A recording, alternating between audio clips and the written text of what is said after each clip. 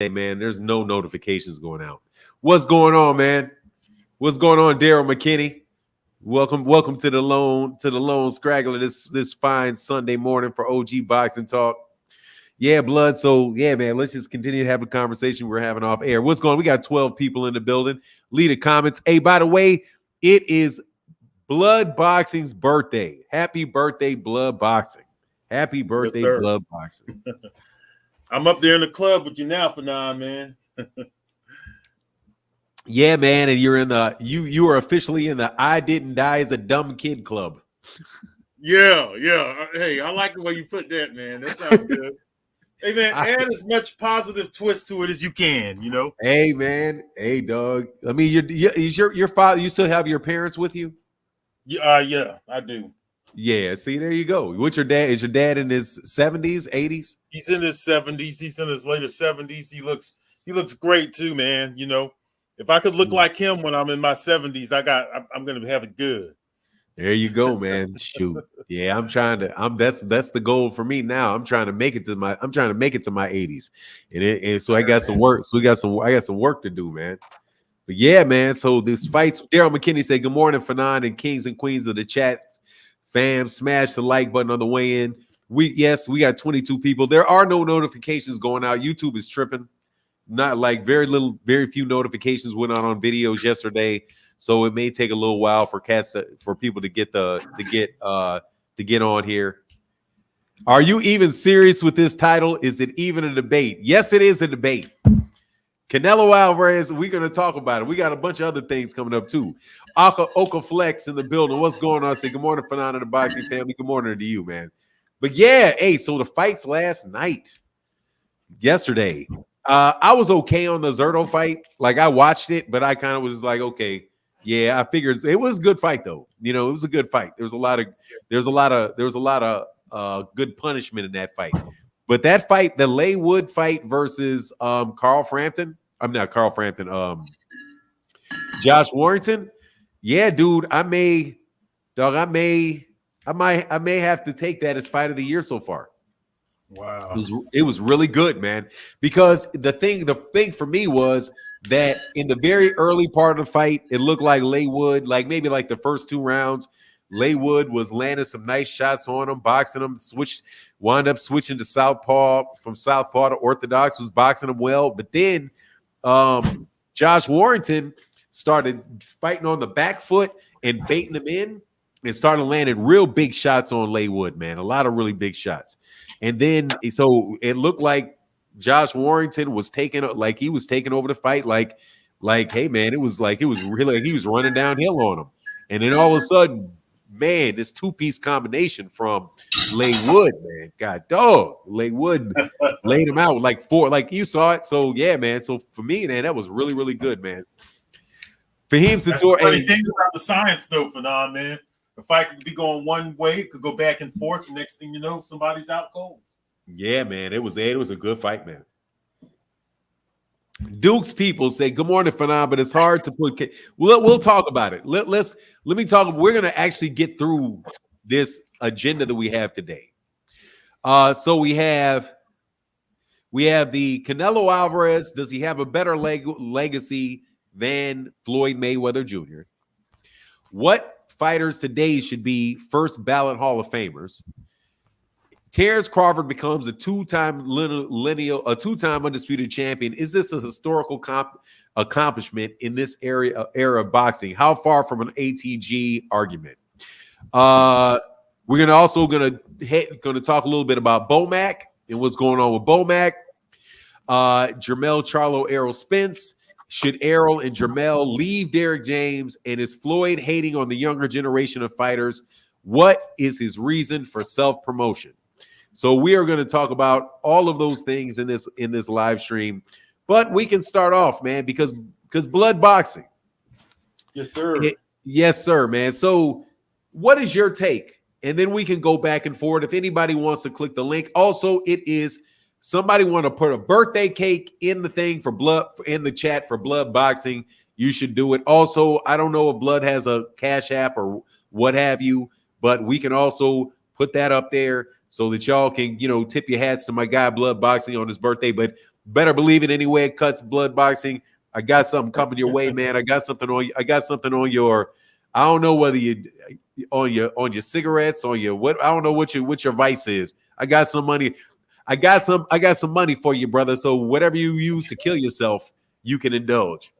Okay. All right. Okay.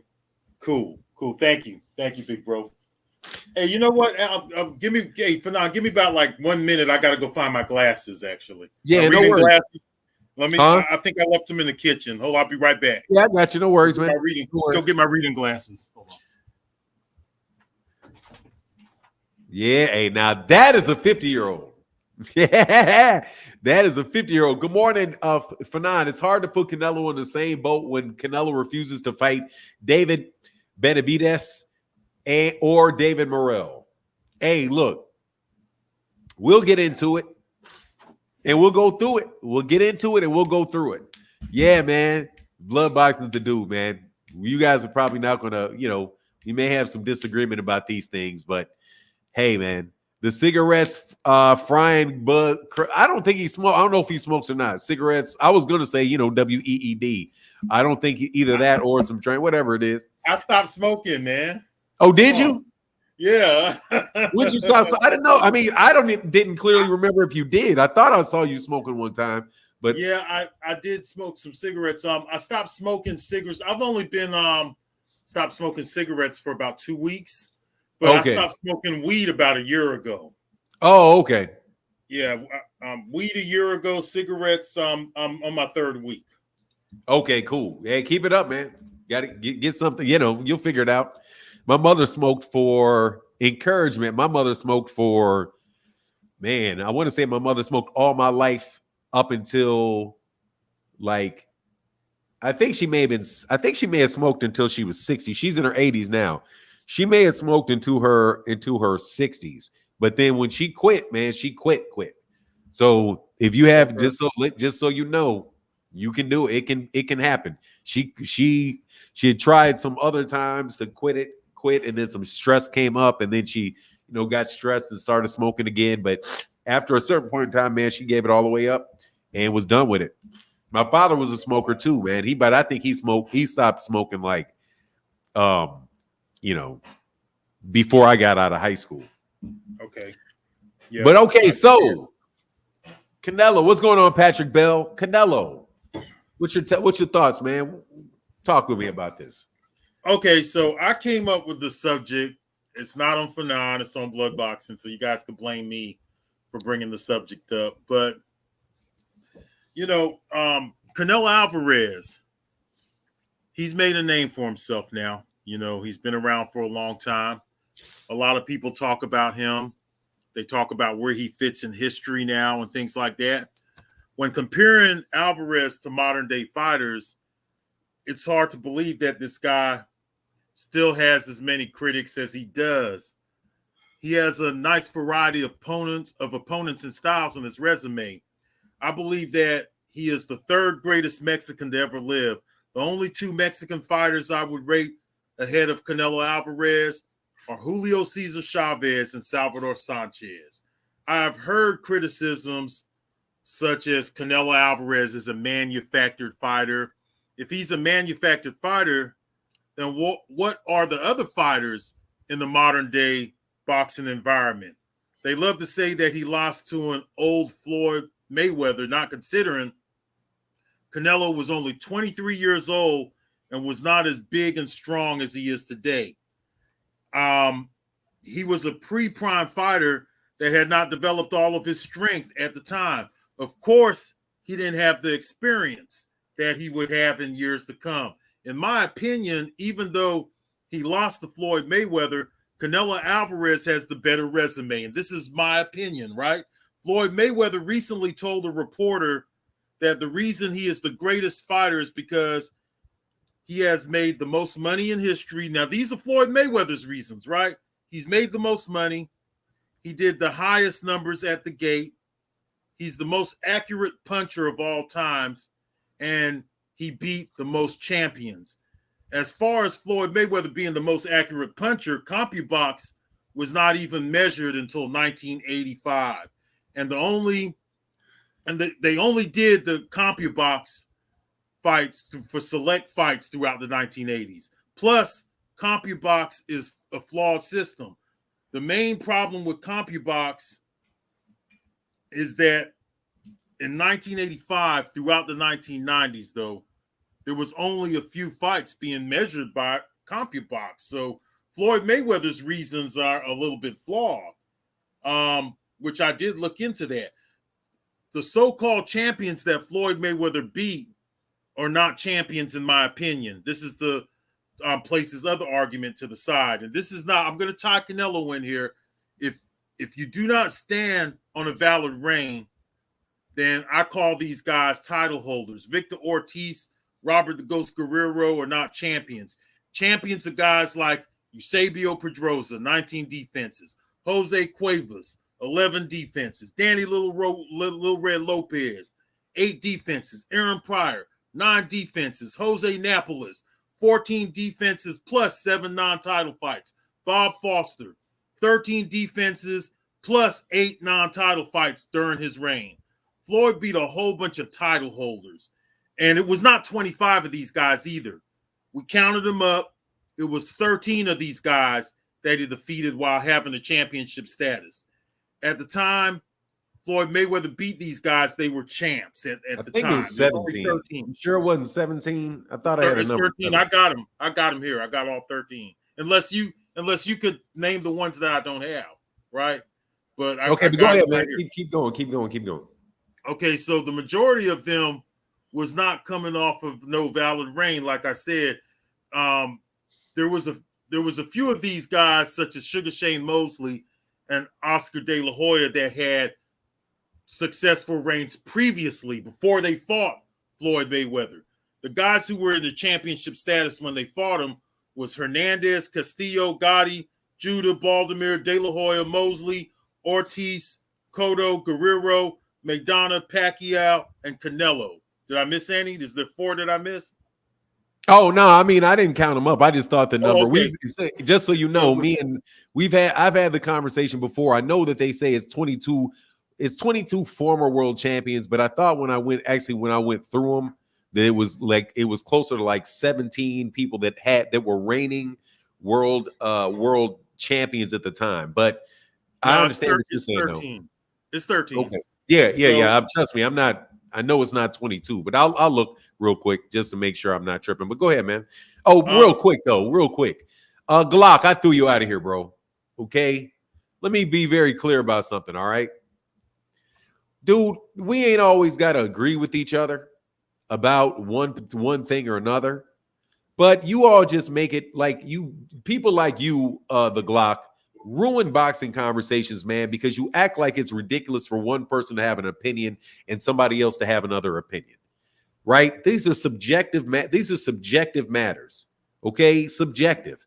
What blood boxing considers to be important and critical for him may be different than what is important and critical for me and what my opinion of it is. But I would appreciate you, dog. I would appreciate it if you would just stop and listen. And to the clown that said I lost all financial support from Kamal Oz, whoop-de-fucking do. Okay? Whoop-de-fucking do. Hey, Kamal, I hope you're doing well, brother. I know you're listening, Kamal. Thank you, brother, for all the time you spent on the channel. But continue, man. Yeah, this is not, like I said, I came up with the subject matter, and Fanon has decided to share his fuck platform. No, fuck them. We agreed on it. No, we agree. I'm riding with you. We agreed on the subject matter. I wanted to talk about it. Shit, this is interesting, man. Yeah, because I'm making valid arguments here. Floyd Mayweather gave those 4 reasons, and he said he's the most accurate fighter. CompuBox wasn't around until 1985. So how could you compare yourself to Sugar Ray Robinson and all of those guys and the guys that he's comparing himself to? There was no CompuBox. So I'm just showing you how flawed Floyd Mayweather's system is. He said he beat 25 title or 22 title holders. It was 13 of these guys, right? And not only that, I think they're title holders and not champions. I gave you guys examples of what champions was by using guys like Eusebio Pedrosa, Jose Cuevas, the guy who Thomas Hearns won his first championship against. To me, those guys had valid reigns. Now, I'm making solid points here, right? I named the 13 title holders that, I named these guys. I'm not just up here talking crap. I'm bringing up some valid points here, right? So let's go into Canelo, right? Canelo, in my opinion, has the better resume. He even fought more black fighters than Floyd Mayweather. He fought bigger guys. The prime fighters Mayweather fought were McDonough, Hatton, Castillo, and Corrales. Canelo faced more top prime fighters than Floyd Mayweather and took more fighters undefeated status. Like, you remember the old saying that he took his O? He took more fighters O. Canelo faced a prime undefeated Austin Trout, and this was when he was at 154 pounds. He faced Floyd Mayweather himself, right? He faced the guy Floyd Mayweather. Even though Canelo was drained in that fight, he was only 23 years old. He was not the fighter he is now. He was not as big and strong as he is now. So he fought Austin Trout, Floyd Mayweather. He fought Errol Landilor, a guy that Floyd Mayweather avoided fighting. He didn't want to fight him. Floyd Mayweather was at 154. He fought who? Errol Landilor. Floyd Mayweather was at 154 for several years, just holding on to a belt. Nobody was putting no pressure on him to defend that belt. Canelo moved up to 160, and he faced Miguel Cotto. He faced undefeated prime fighters like Liam Smith. He took his O. Canelo faced and rematched the undefeated at the time champion, a guy who people were giving Hall of Fame status, who was knocking people out all over the place, in Gennady Golovkin. He faced the prime veteran and Danny Jacobs, a black fighter there. He faced and took the O from Callum Smith. He took the O from guys from undefeated fighters like Billy Joe Saunders, Caleb Plant, which Floyd Mayweather, he wasn't fighting bigger guys. He would never do that. Canelo even moved up all the way to the 175 pound division to fight an undefeated champion in Dmitry Bivol. Floyd would have never done anything like that. He wasn't trying to do that kind of stuff. In the meantime, Floyd Mayweather avoided several prime black fighters, especially black fighters, for whatever reason. His fans, the same fans that want Crawford to fight Boots Ennis, will make excuses as to why he never faced these fighters. The facts remain that he didn't face these fighters. He didn't face Paul Williams. He didn't face Devin Alexander, Joshua Clottey, Errol Landilor, Demetrius Andrade, who was at 154 pounds for at least 3 years when Floyd was having that belt. He didn't fight Keith Thurman, didn't fight Vernon Forrest, didn't fight Winky Wright, didn't fight Sean Porter, didn't fight Kell Brook, didn't fight Corey Spinks, didn't fight James Kirkland. Since he wants to criticize Ali for a Spinks fight, Mayweather didn't fight Errol Spence. He didn't fight fellow Hall of Famer Timothy Bradley, right? Not to mention, he was scared shitless of Antonio Margarito and Sergio Martinez. Floyd Mayweather, this is another thing I don't like, and I'm gonna wrap it up here. No worries. Floyd Mayweather. Oh, go ahead, Fanon. No, go ahead, man. I'm listening to you, brother. I'm listening. Okay. So you not Floyd like Mayweather, bro. You not like these trolls that I don't respect. I'm going to listen to what you got to say all the way. Okay. So this is something I think, Fanon, and you could give me your opinion on this too, because this is what kind of irritates me about the Floyd Mayweather and Canelo thing. Floyd Mayweather is enhancing his legacy through Canelo's achievements. When Canelo beats a Jermell Charlo, then Floyd Mayweather is more than happy because he could tell these dumb casual fight fans, which is mostly what's in the environment now, that he also would have beat a Jermell Charlo. He knows good and well that this is not the version of Canelo Alvarez that he fought. This is a much bigger, stronger, experienced Canelo Alvarez. When Canelo Alvarez beats guys like Kovalev and other bigger guys, he could say, well, hey, I beat Canelo Alvarez, who beat Kovalev. Therefore, I would have definitely beat maybe a Kovalev or a Winky Wright or a Vernon Forrest who he avoided. Well, I beat Canelo Alvarez. So he likes to use Canelo Alvarez as his example sometimes. I've heard him do it before. So in my opinion, it's funny that every time Canelo Alvarez has a fight, if Floyd Mayweather is not first or second row, he's always the first to comment on it and remind people that he beat a young and an inexperienced, strained Canelo Alvarez. Of course, Floyd doesn't present it that way. He uses a used car salesman's approach. I mean, if you're the greatest fighter to ever live and you're the TBE, let the people decide that. I have Canelo Alvarez with a stronger resume. I think he's got better fighters on his resume. He only lost twice. He lost to Bivol and he lost to Floyd Mayweather. So that's my argument on the whole thing. Fanon, if you want to elaborate on any of that, feel free. Oh, yeah, absolutely. I think that it's very well thought out. I disagree very, very strongly. First,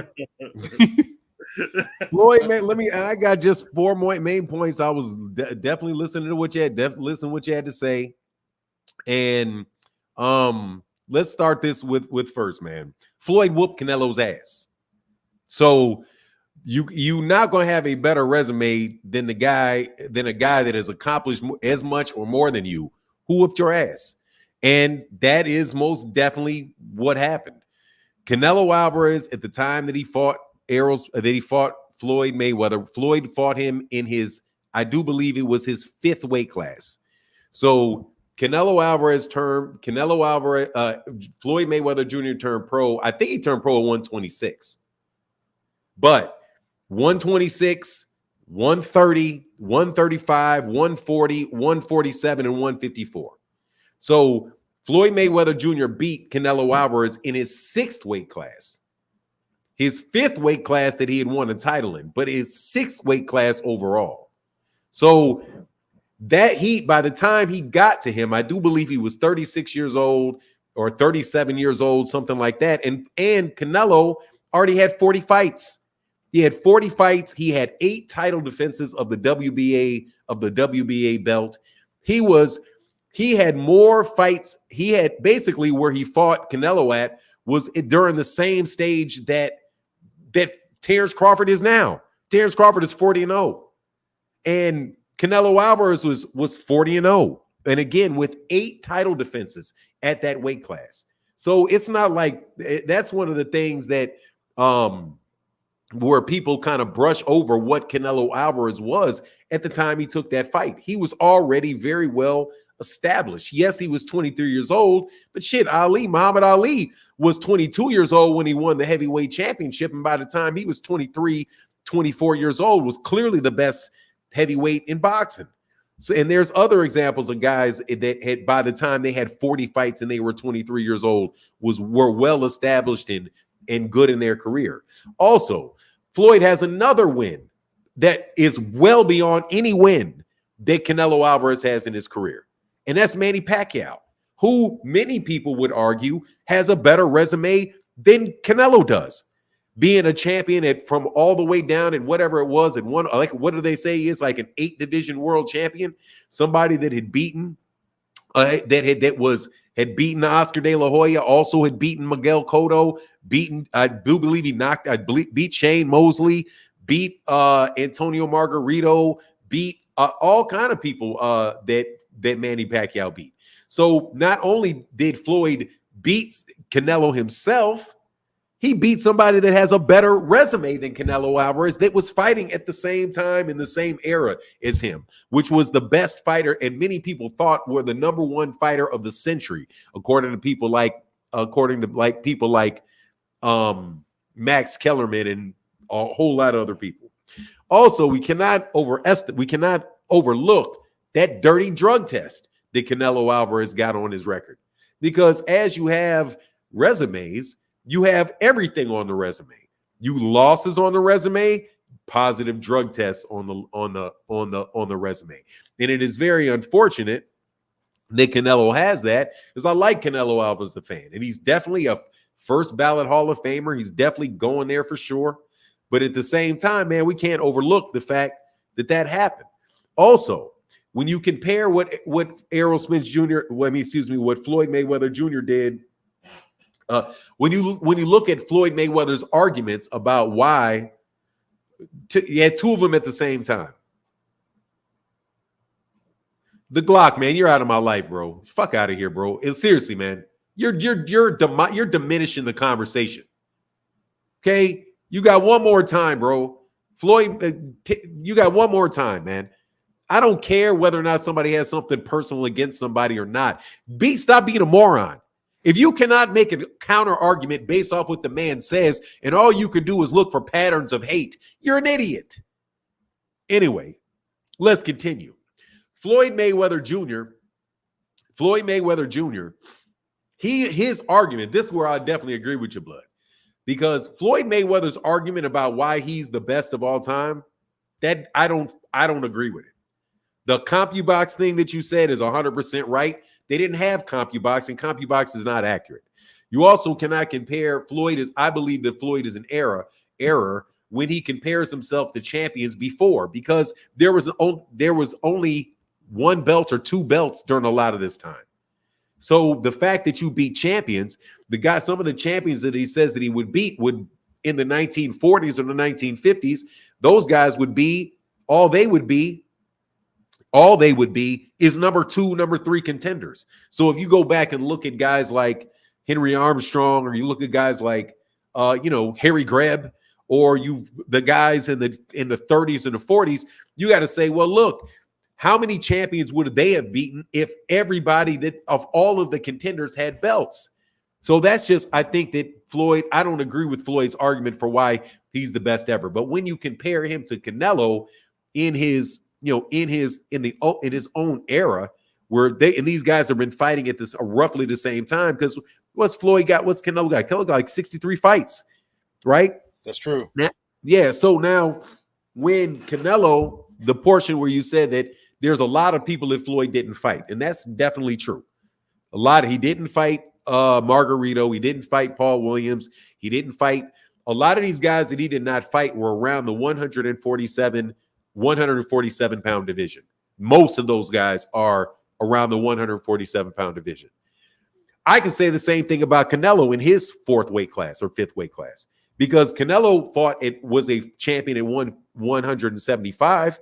And how many weight classes is that? He was at 154, 160, 168, and 175, right? So, and what was the 4th weight class? I think the 4th weight class for Floyd, let's say really it's 130, 135, 140, that'd be 147. So if you look at who he fought in his 4th weight class and who Canelo fought in his 4th weight class, I think it's a heavy advantage for Floyd, because Floyd at 147 did fight Manny Pacquiao. He did fight Oscar. He fought Oscar De La Hoya at 154. He fought Juan Manuel Marquez. He fought the other guys in there. However, the people that at 175 for Canelo lost to Bivol. And Canelo's not talking about any type of business with Beterbiev, and Beterbiev holds three of the belts. He holds 3 of the belts, and he's not looking to be at 175 and fight Beterbiev. He dipped back down. You've never seen Floyd be at 147 and dip back down.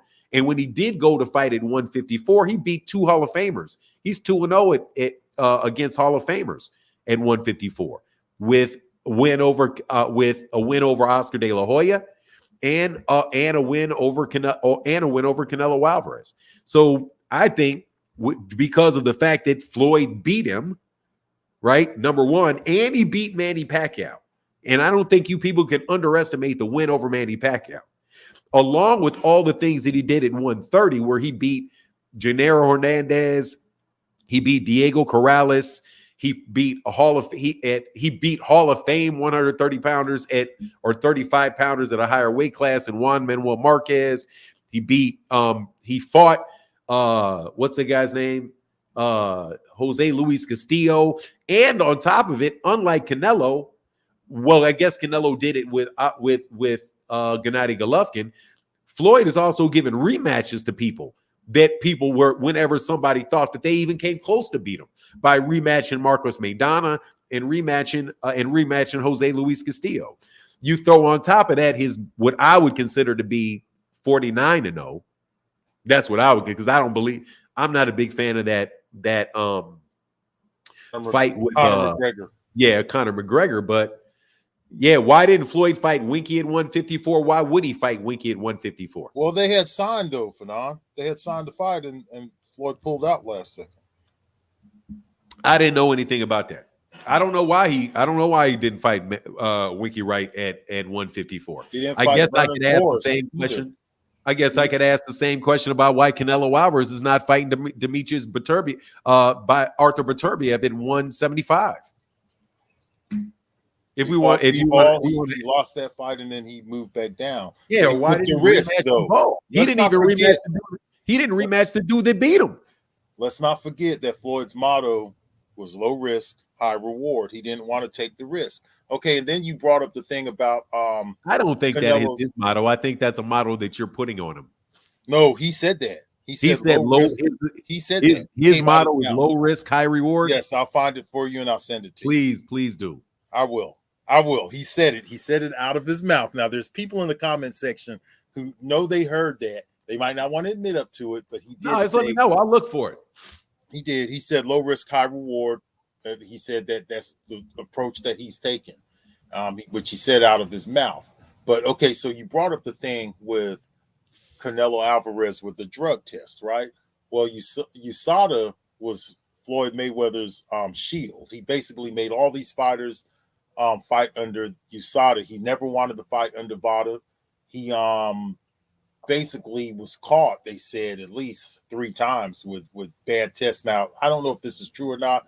There's this rumor out there, too, of one of the doping control officers, the DCOs, going out there to do a random with Floyd Mayweather, and he had IVs stuck in his butt, and things like that. Max Kellerman said that, bro.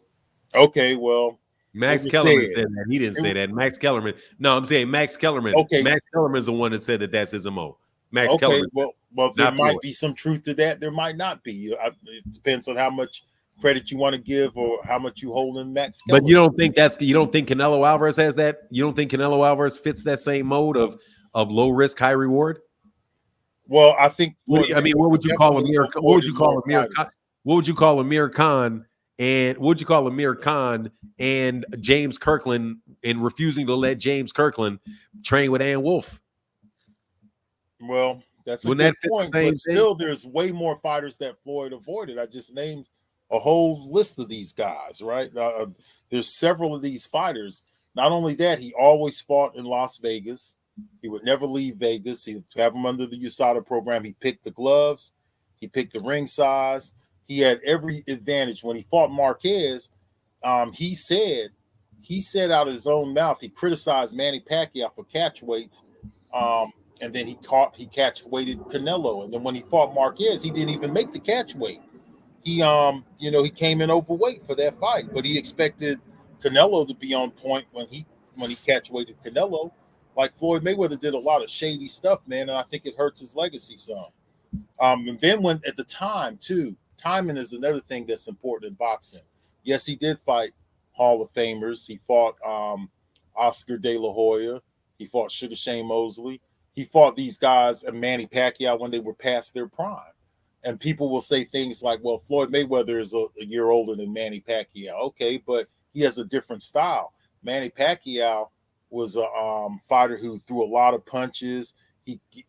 So he kind of waited for him to slow down a little bit, while Floyd Mayweather is the type of fighter who's a defensive fighter who kind of pop shots his way around. This guy didn't get a knockout in 10 years other than the time he stole Victor Ortiz, and he basically stole him. That was the only knockout that this guy could even get for a whole 10-year period. Terence Crawford is his age right now and has 11 straight knockouts. And he's the same age, so he couldn't even deliver knockouts. And then there's possible too that Castillo and Maidana might have won those fights. I mean, a lot of people scored those fights. I know they gave it to him on paper, but those were close fights, and that's why he avoided guys like Devin Alexander and fighters like that, because he couldn't even really convincingly beat a guy like Marcos Maidana, who was schooled and spanked by Devin Alexander, man. like I said, he didn't fight so many fighters. He didn't fight another Hall of Famer that was in his weight class. How two guys can make it to the Hall of Fame and not fight each other is, that's above me, I guess. Above or beneath, I don't know. But he didn't fight Timothy Bradley, who made it into the Hall of Fame. And yes, he did put an offer on the table for Timothy Bradley, but the fight didn't happen. He didn't fight a whole lot of these guys. He didn't fight and because he was at 154 pounds, he should have fought guys like James Kirkland, Demetrius Andrade. He wasn't at 100. He wasn't at 154 pounds, man. Who wasn't? Floyd didn't campaign at 154, man. He had a belt there for a long time, for now. What belt did he have for a long time at 154? WBC. That he won against who? The WBC belt that he won from Oscar De La Hoya. And you say he stayed there? He stayed there for quite some time. He was there for a number of years. Hold on, man. He was there for a little while. Let me check. Because I'll trust you on it. No, brother. He never fought. He never defended that belt again. Oscar De La Hoya. But they kept him in the status for a while, though. I mean, but Floyd Mayweather Jr. fought Oscar De La Hoya. His next fight was Ricky Hatton. I know. 7 months later. He was still carrying the strap at 154 at the time. We'll see. He was carrying the strap for a while they just let him kind of keep it there. No, he wasn't. No, he wasn't. Floyd Mayweather Jr. fought on 7-5. He fought Oscar De La Hoya. That 154-pound belt was up 2 months later with Vernon Forrest and Carlos Baldomir. He didn't know that. Okay, so during the time he fought, maybe it was during the time he fought Canelo Alvarez. Then I'll look at it again. Well, we can move on. Look at Canelo Alvarez, because there was a time. I got the lineage of the belt right here. Canelo Alvarez, Floyd, and then Floyd fought the very next fight that Floyd had. Canelo, he defended it one time against Marcus. No, actually, yeah, he had it at 146.5 at them, and then 2 years later, you're right. Then for 2 years later, and not for 2 years, did Jermell fight it? But we got to wonder if that's the super belt or that's the regular belt. There was a time where he had it for about 2 years because I was following it. I did videos on it. No, I got you. It is. He may have held it in between the time Floyd Mayweather Jr. fought Marcus Maidana, and then Jermell Charlo didn't get it for another. Then Jermell got it 2 years later when he fought John when he fought John Jackson 2 years later. The WBC will hold on to that for a while. Okay, go ahead. I was just checking. Yeah, so he could have fought a couple of more 154 pounders during that time period.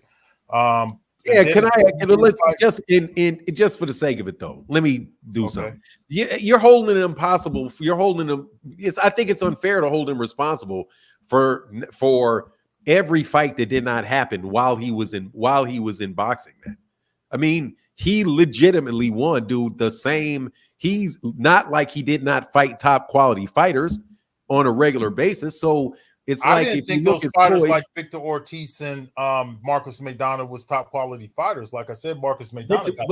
Let's look at it. But look, man, still, you're talking about the man. You're literally talking about what he did in the last 7 or 8 fights of his career, right? And Miguel Cotto, Victor Ortiz, Robert Ghost Guerrero, Manny Pacquiao,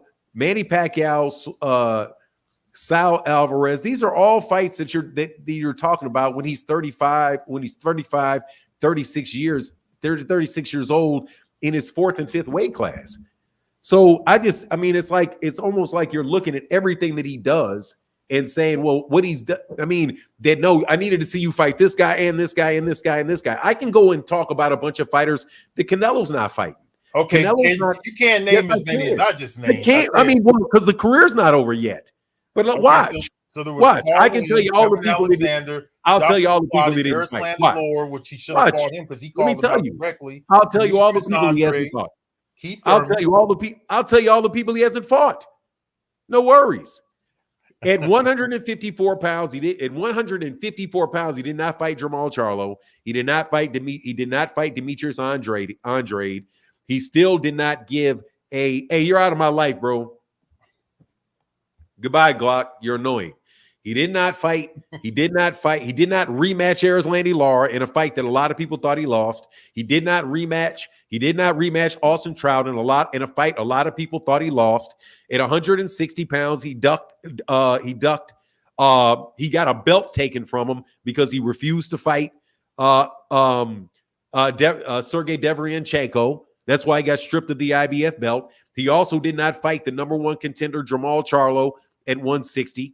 He also did not fight Demetrius Andrade at 160 when he was the WBO champion, and he could have fought for undisputed.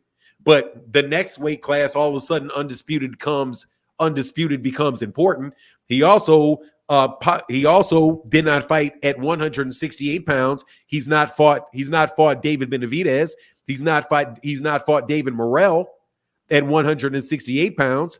He's at 175 pounds. He did not fight. He hasn't fought Arthur Beterbiev, and he didn't rematch Dmitry Bivol, and the guy that beat him. So that's something that's a trend that Canelo Alvarez has that Floyd doesn't have. When somebody says that they beat him or they actually beat Canelo won't give him a rematch, and that's the case with Austin Trout.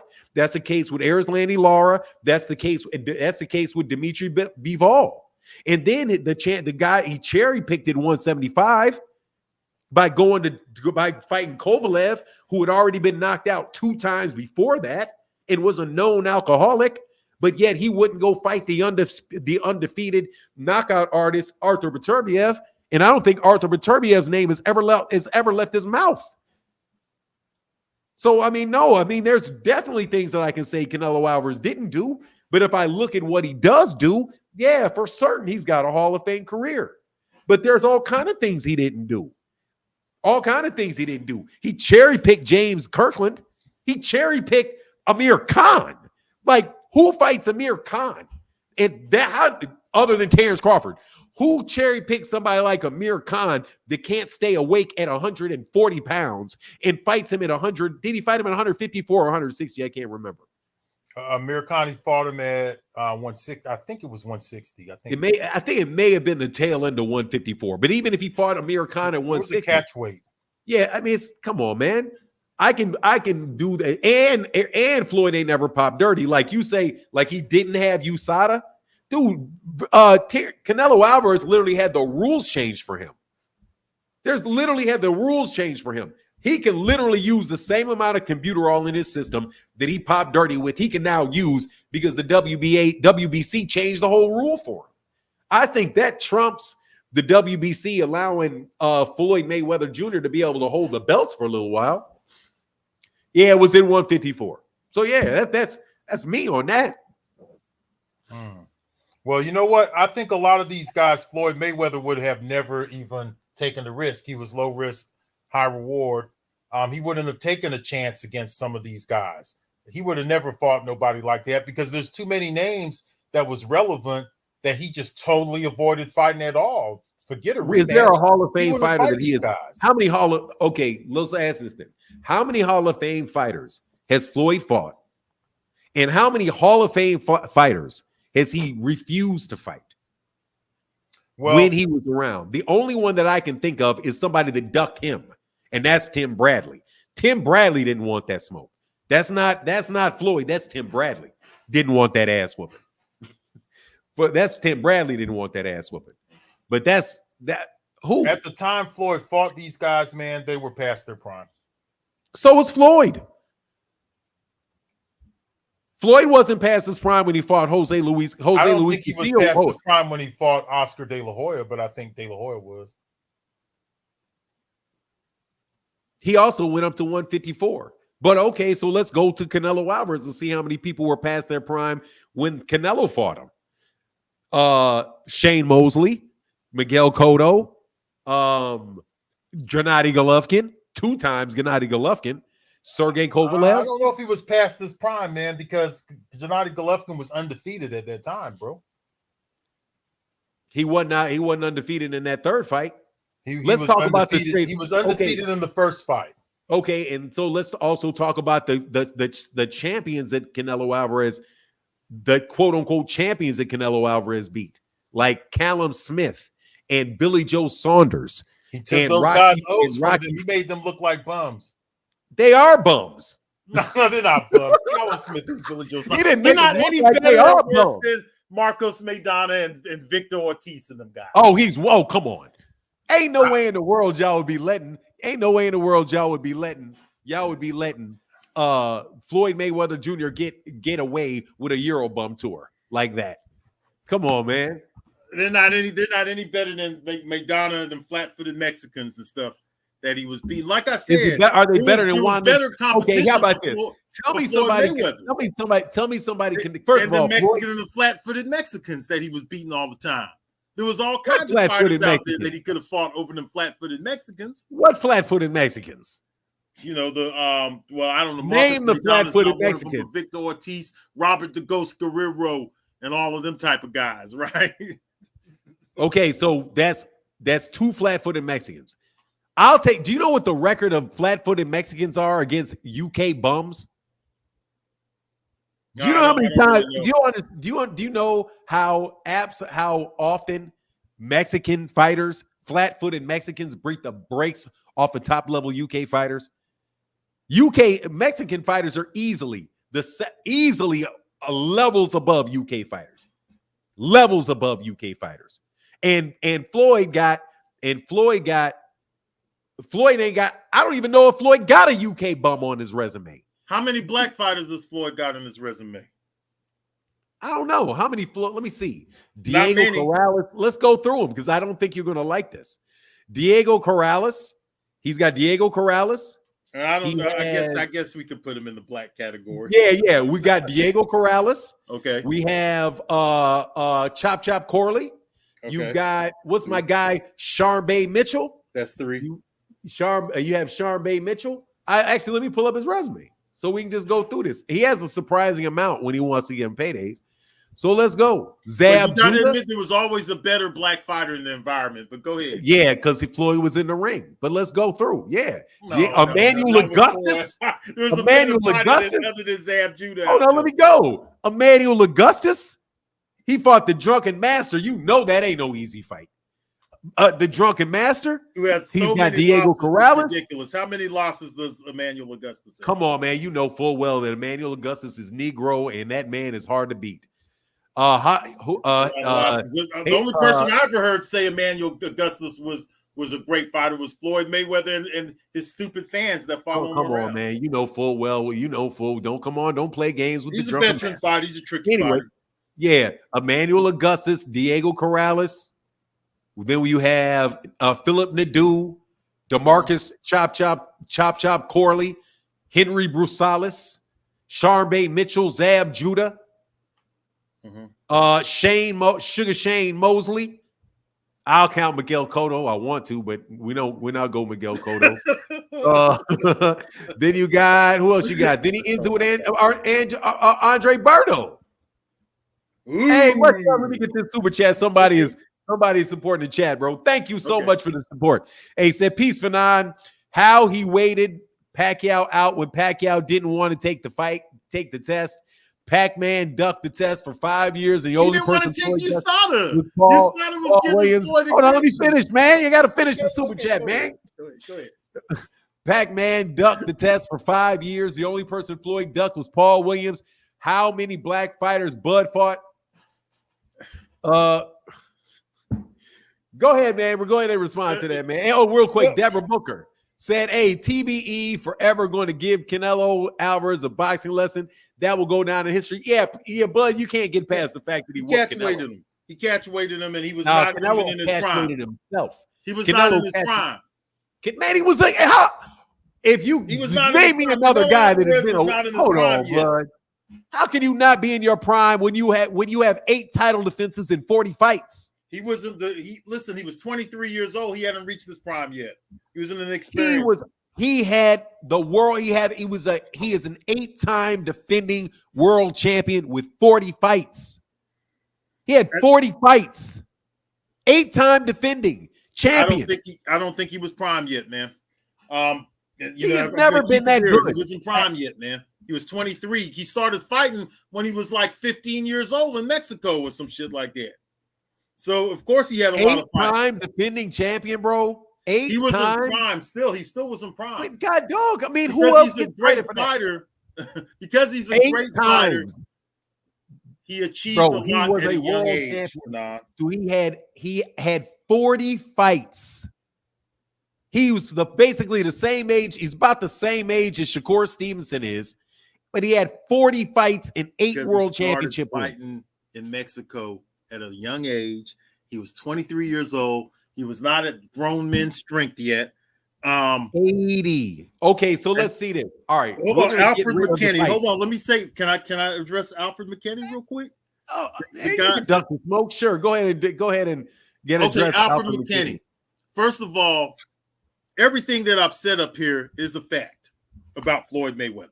All the fighters that he did not fight, the thing that I said about CompuBox, that's a fact. The thing that I said about title holders versus champions, that could be opinion based, but I don't hold guys who have one defense as a champion. I'm sorry, or even none sometimes. Like I said, it's guys like Eusebio Pedrosa and guys like that. The same people who say I don't know boxing in the chat are the people who can't discuss Eusebio Pedrosa with me. They can't discuss those kind of guys with me, right? So they can say all they want. Now, as far as the ducking the test for 5 years, I was in the environment the whole time when that was going on.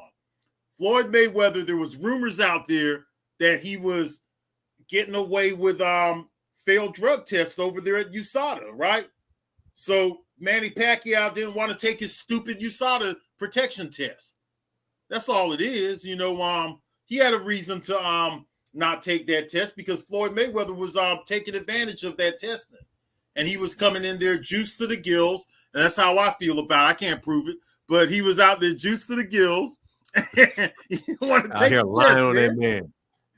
That's all I got to say. Go ahead, Fanon. Okay, so going back behind this Floyd Mayweather, this guy that was not in his prime when he beat Floyd Mayweather, when he lost to Floyd Mayweather, had already fought Austin Trout, knocked out Josecito Lopez, beat Shane Mosley, knocked out Curtis Citron, had beaten a 23-4 Alfonso Gomez, beat Ricky Hatton, beat Matthew Hatton, beat Lovemore Nadeau, knocked out Carlos Baldemir. Come on, man. How can you say this dude is not Carlos Baldemir that Floyd could have knocked out? That's what. No, exactly. He beat Carlos Baldemir, was a former 147-pound champion. Okay, who had already been in the ring with 45-12. Okay, the man had been a champion. When did he become a champion? He had been a champion for 1, 2, 3. How many years is this? He had been a champion.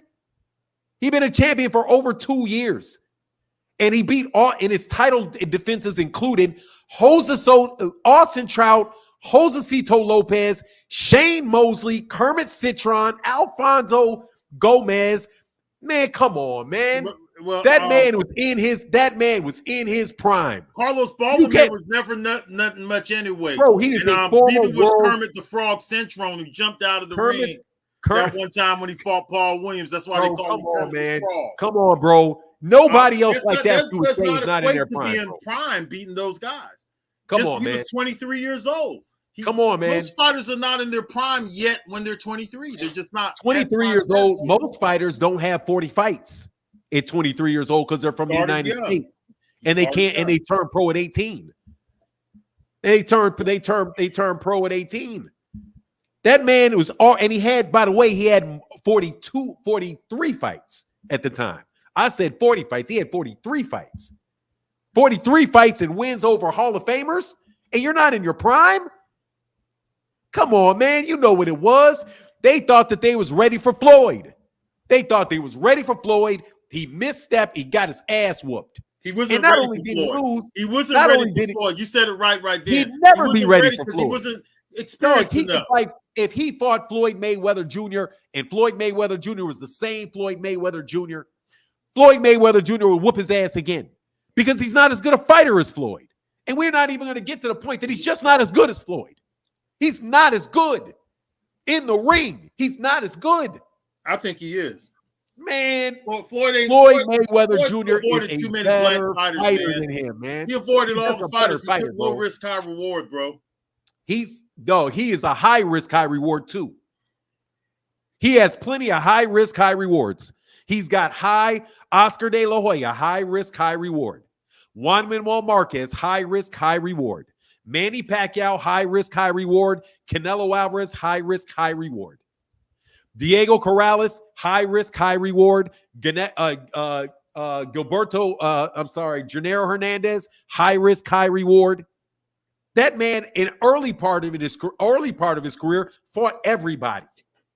Ricky Hatton, high risk, high reward. He beat Ricky Hatton, coming off Ricky Hatton knocking out Costa Zoo, who people were saying that he was ducking. Come on, man.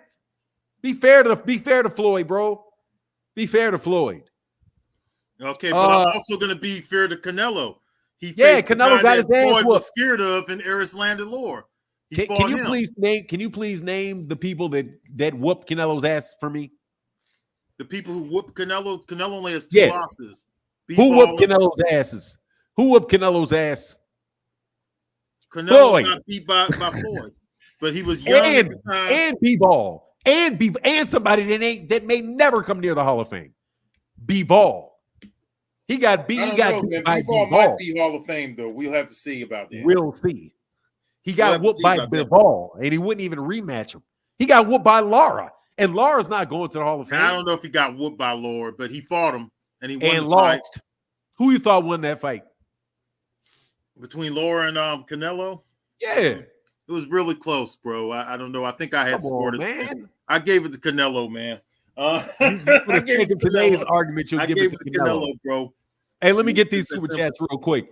Deborah Booker said, TBE forever going to give Canelo a boxing lesson. That will go down in history. Yeah, he's got to sit on that L, man. Much love in that super chat. Thank you, brother. Virgil, my sister. Thank you, Deborah Booker. Virgil Woman said, love the show, Fanon. Keep cooking. Blood thought you knew.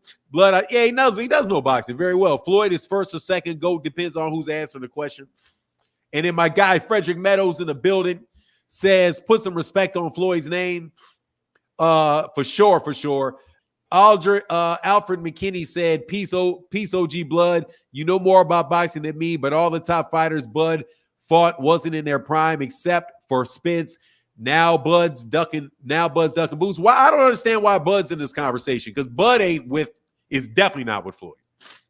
I don't know. He's getting pretty close. Because like I said, listen. How? Here's the problem. Here's the problem with Floyd.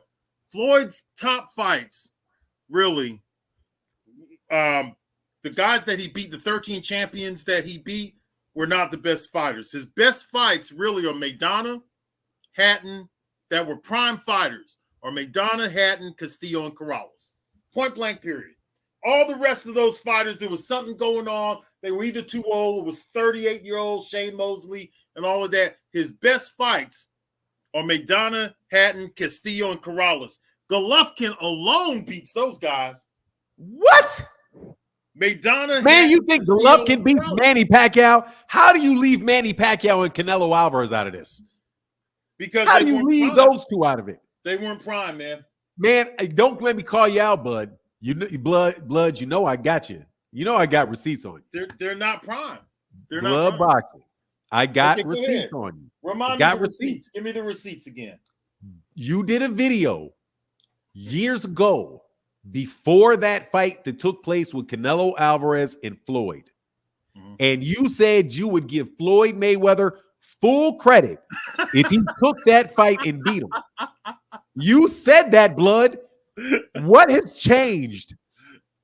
Okay, I gave him full credit. I'm just saying that the man was in prime. You're taking his credit away. You said you give him full credit. I did say that. So I said it. But I didn't. But listen. But I said that. But I didn't say that he was prime.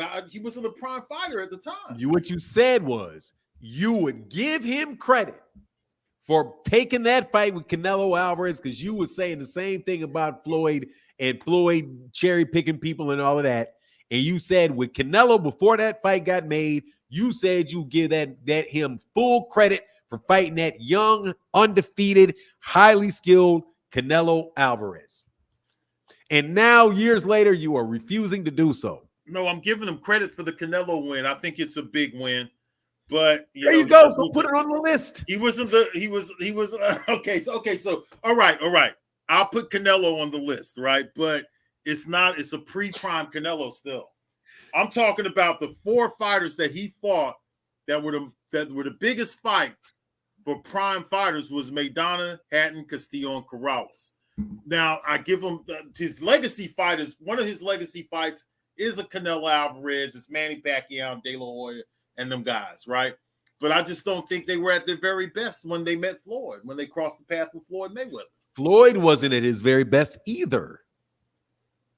Floyd was at his very best. He weighed 135 pounds. There you go. And ain't nobody better than him. He's a better fighter than. Hold real quick. Alfred McKinney said, "Peace, OG. Blood, a cool dude, but I think he's biased against Floyd." I don't think. Look, bias doesn't matter.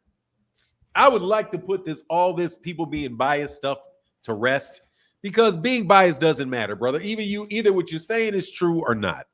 You know what I mean? You don't have to like Floyd. Doesn't have to like Floyd. There's no reason we got to see the world the same way. He's stating facts. I'm stating facts, and we're going back and forth about our opinion, man. I don't really think that it's a scenario where people are being biased, man.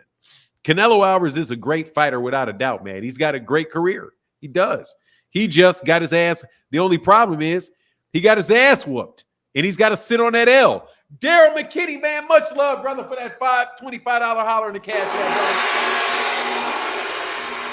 brother. Thank you, brother. Yeah, he just got to sit on that ass whooping. He's got to sit on the ass whooping. He does. But let's transition a little bit to this Terence Crawford and Floyd Mayweather Jr. What was this? We'll get a little bit more contemporary for people. Well, first of all, Terence Crawford, he's a 2-time undisputed champion. He's a 3-time champion. To me, the Julius Ndongos and them guys are just as good as these guys that's on Floyd Mayweather's resume. Robert Guerrero, Maidana, Victor Ortiz, Baldomir, Arturo Gotti, Judah, Castillo, Hernandez, who was one of the weakest champions of that time period. Who was that? Hernandez, the guy he won his first belt against. Gennaro? Yeah, I watched him. I have a lot of his fights. I was watching that guy during the time period, and I never really was that impressed with that guy, right? You got him. You got guys like Castillo, who I always thought was a little overrated. He's just rated highly because he really did beat Floyd Mayweather's ass in that first fight. Who's this? Castillo. And then got his ass whooped in the second? And he lost the second fight close, but Floyd schooled him in the second fight. But he beat Floyd in the first fight, though. I don't care what nobody says. I watched that fight several times, and if there's one person out there, to be real with you, I gave Floyd Mayweather that Maidana fight. But the Castillo fight, I didn't give him that first fight. I didn't give him that. I did not give him that. I watched it, and back then I was a Floyd Mayweather fan. I was a huge fan of Floyd Mayweather, so I was like, man, I'm glad that he got away with that one, but man, I don't know if he won that fight. That's how I was feeling back then. But to me, the guys that are on Terence Crawford's resume are pretty much the same kind of guys as these guys to me, other than the few standout Hall of Famers that Floyd has.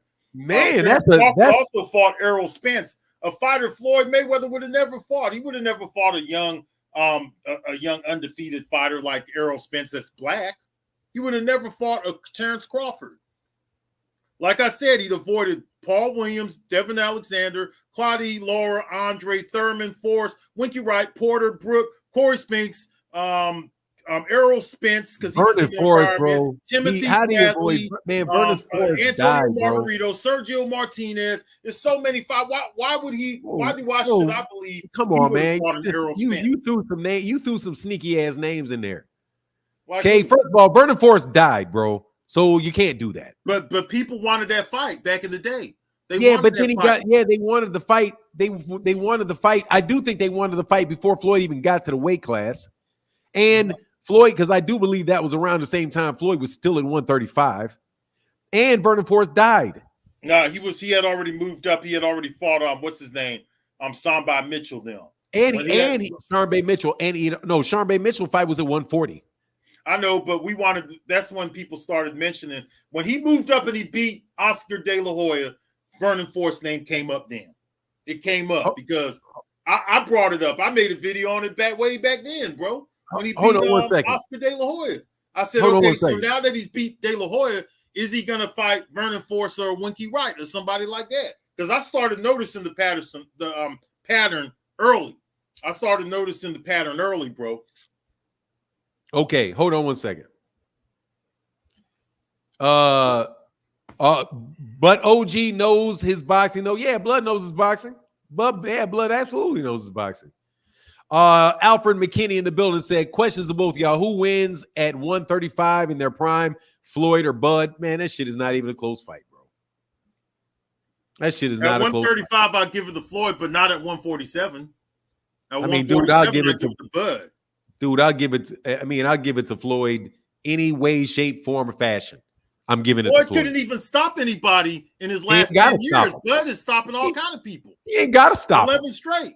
He ain't got to stop him. He ain't got to stop him. He would have never fought a Crawford, Fanon. He ain't got to knock him out. He would have never fought Crawford. He would have priced himself out and said that, what is done or something like that. Hold on, man. Let me read these super chats and then we'll get on this one. Because this is just straight blasphemy. Hey, my guy, big time ENT, think bias is bias. Yeah, I don't care about it though, man. So what? Dog, somebody don't like you, man. You still got to be able to, somebody don't like something. You still got to be able to present logical arguments, man. Thank you though, big time ENT. Like for real. I'm not going to challenge to say something positive about him. I don't need that. Let me be very clear here. Okay. Terence Crawford career is nowhere near Floyd Mayweather's. Nowhere near Floyd Mayweather Jr.'s career. Nowhere near.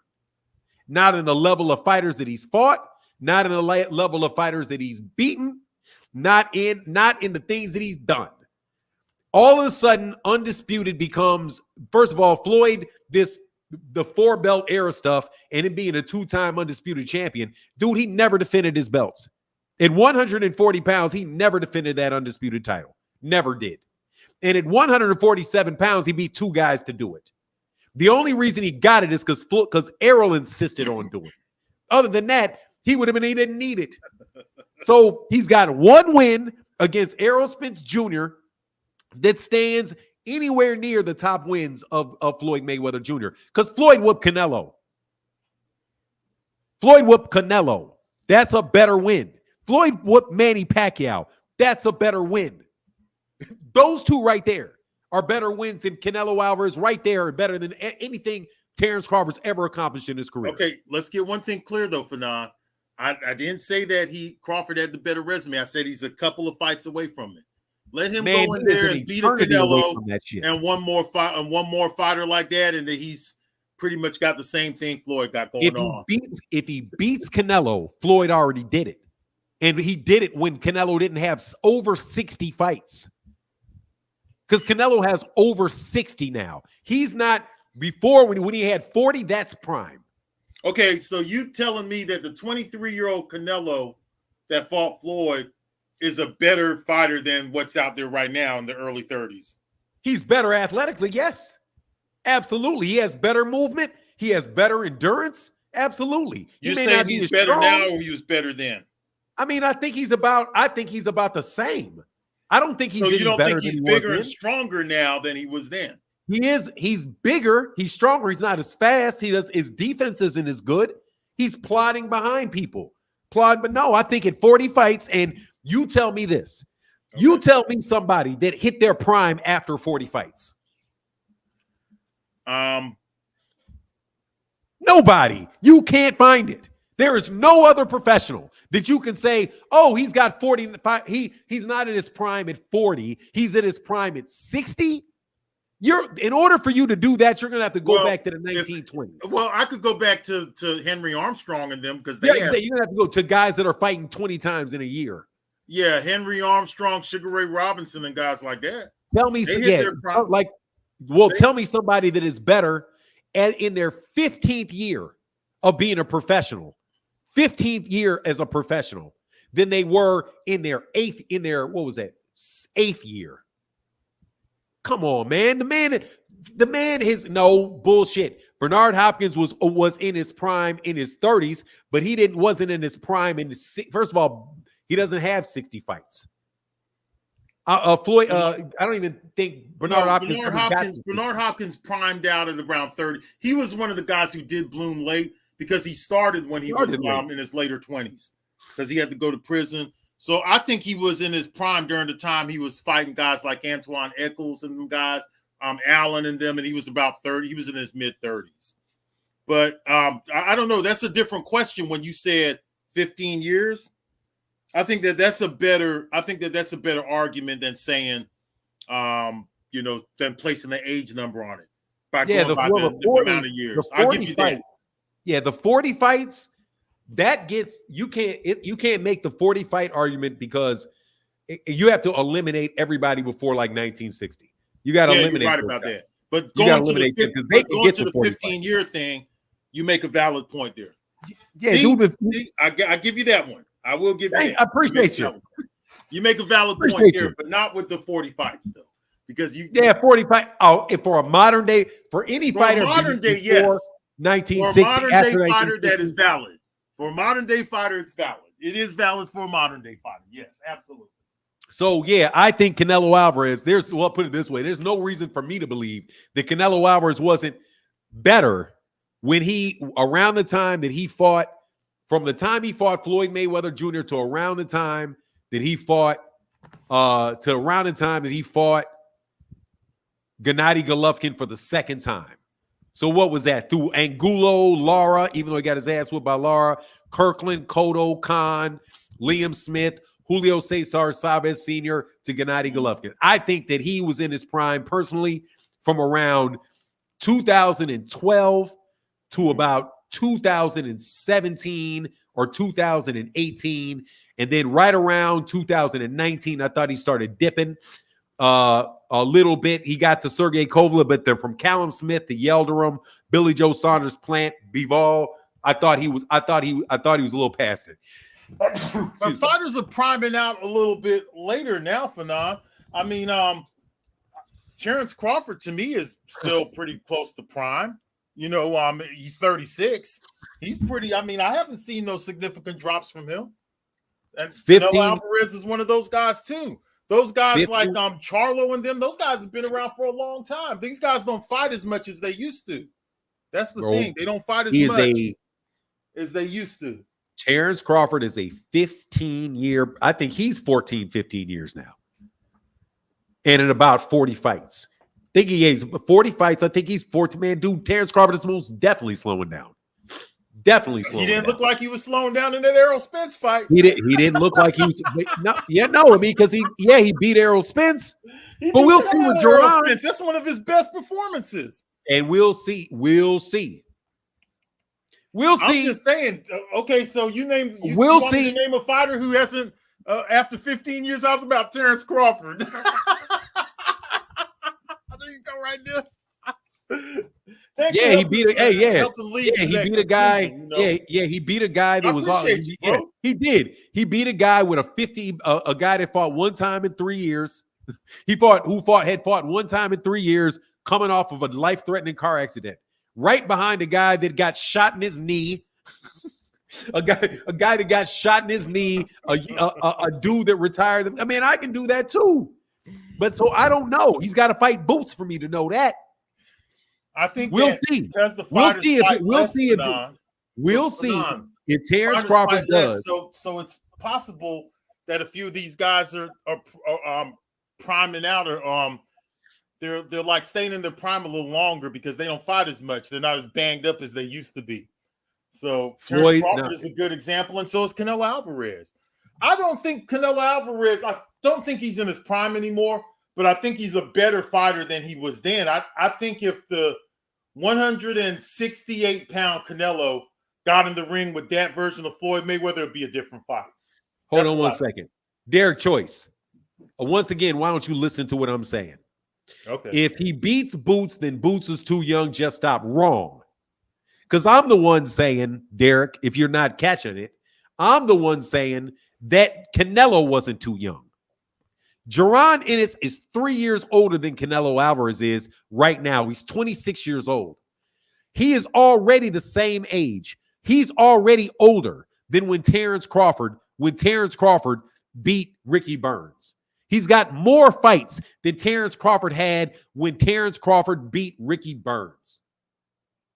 Stop trying to act like this, like Jerron Ennis is some young kid fighter with no experience. The man's got 31 fights and 28 knockouts. I absolutely positively will not be making that argument. What I'll be doing is using the same argument. My goodness gracious, he's 26 years old. He's got 31 fights and 28 knockouts. How long do you have to be in your prime? He literally is prime age. 26 is your prime age. 26. That's the only argument that y'all have about Canelo Alvarez not being in his prime, is that he's not the same age that Jerron Ennis is. But if you think that Jerron Ennis is not, that Errol Spence doesn't have more wear and tear on him than Jerron Ennis, you're tripping. Hey, you're not just, more importantly, you're just not being honest. I would not say that. I'm trying to get y'all to stop acting like the man ain't ready for something. God dog, how old is he? How old does he got to be? Yeah, exactly, with 30 plus fights. So it's time to fight. I'm not making an excuse for Jerron Ennis. I'm telling y'all to stop making excuses for Terence. Your excuse for Terence not fighting him is that, what has he done? What will you say? What will you say? I'll say the same. I'm not going to say the same shit I said about David Abination. Terence Crawford got more trash fights on his resume than damn near anybody. He's got more trash fights in 40 fights than Floyd got in 60. Floyd got in 50. And you tell me I'm lying about that. Julius Ndungo is a trash fight. Julius Ndungo was a flash in the pan. And you can tell from what happened after that. Sean Porter was already done. Amir Khan was already trash. Kell Brook had already had two broken eye sockets. It already had 2 broken eye sockets. Give me a break. And then before that, who? Yuriokas Gamboa, Felix Diaz. Dude, come on, man. Those guys are not fights that are on the level of many of the people that Floyd fought. Terence Crawford is a great fighter for sure. Terence Crawford is a great fighter for sure. But, man, his resume ain't nowhere near Floyd's. If Errol Spence Jr. had beaten Terence Crawford, his resume wouldn't be anywhere near Floyd's. Floyd has got an exceptional resume. Go ahead, though, man. I'm sorry I had to snap off it. I'm getting tired. Okay, but you know what? I don't think that Boots Ennis is in any different category from several of the young fighters that Floyd wouldn't fight. So I wouldn't hold Terence Crawford to that. Who? Boots Ennis.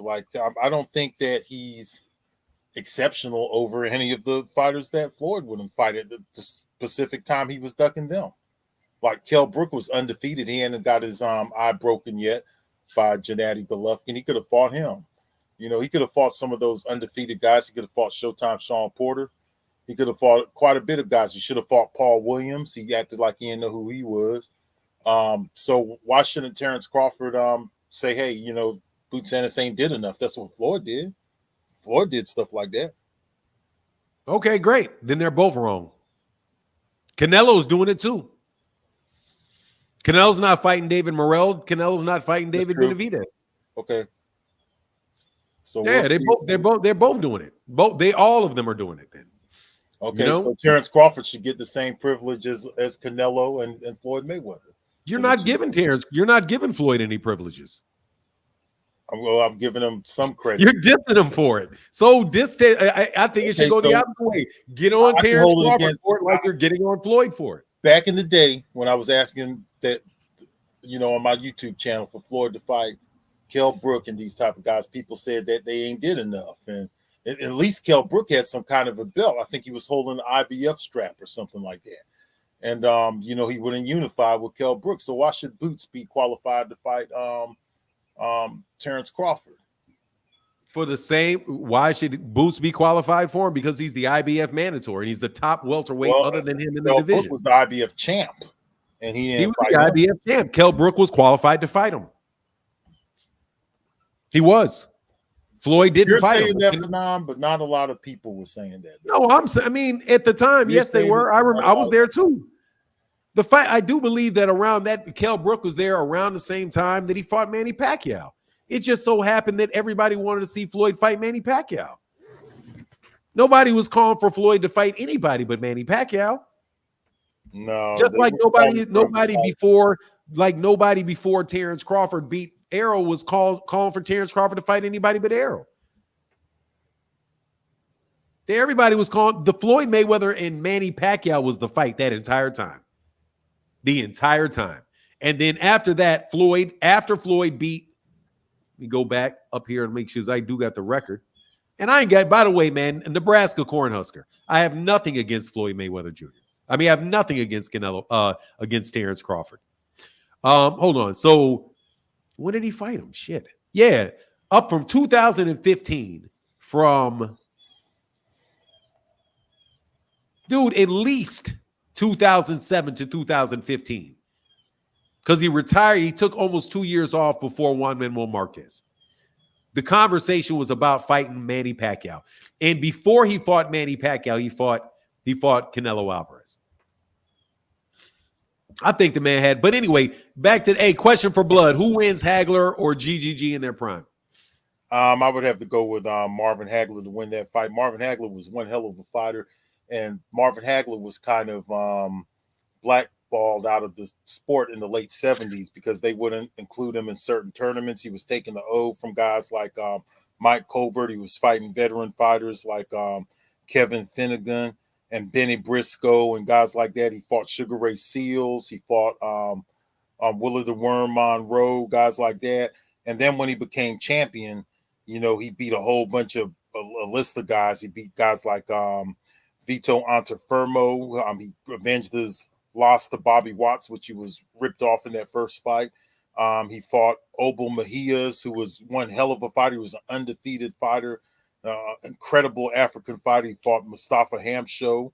He fought guys like Wilfred Sipien, who was undefeated. No, I don't think. No, Wilfred Sipien may have lost at the time, but he fought guys like Caveman Lee, Roberto Duran, Juan Domingo, Thomas Hearns, John the Beast Mugabe. I would go with Marvin Hagler. I don't think nobody beats Marvin Hagler at his best at middleweight. I think Marvin Hagler is the greatest middleweight to ever live.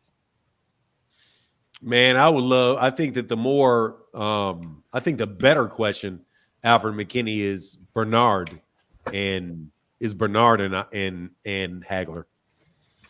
Bernard, I would still favor Marvin Hagler because his resume is way better than Bernard Hopkins. Bernard Hopkins' standout victories are guys like Robert Allen and the guy who just passed away recently, Antoine Eccles, and people like that when he was at middleweight.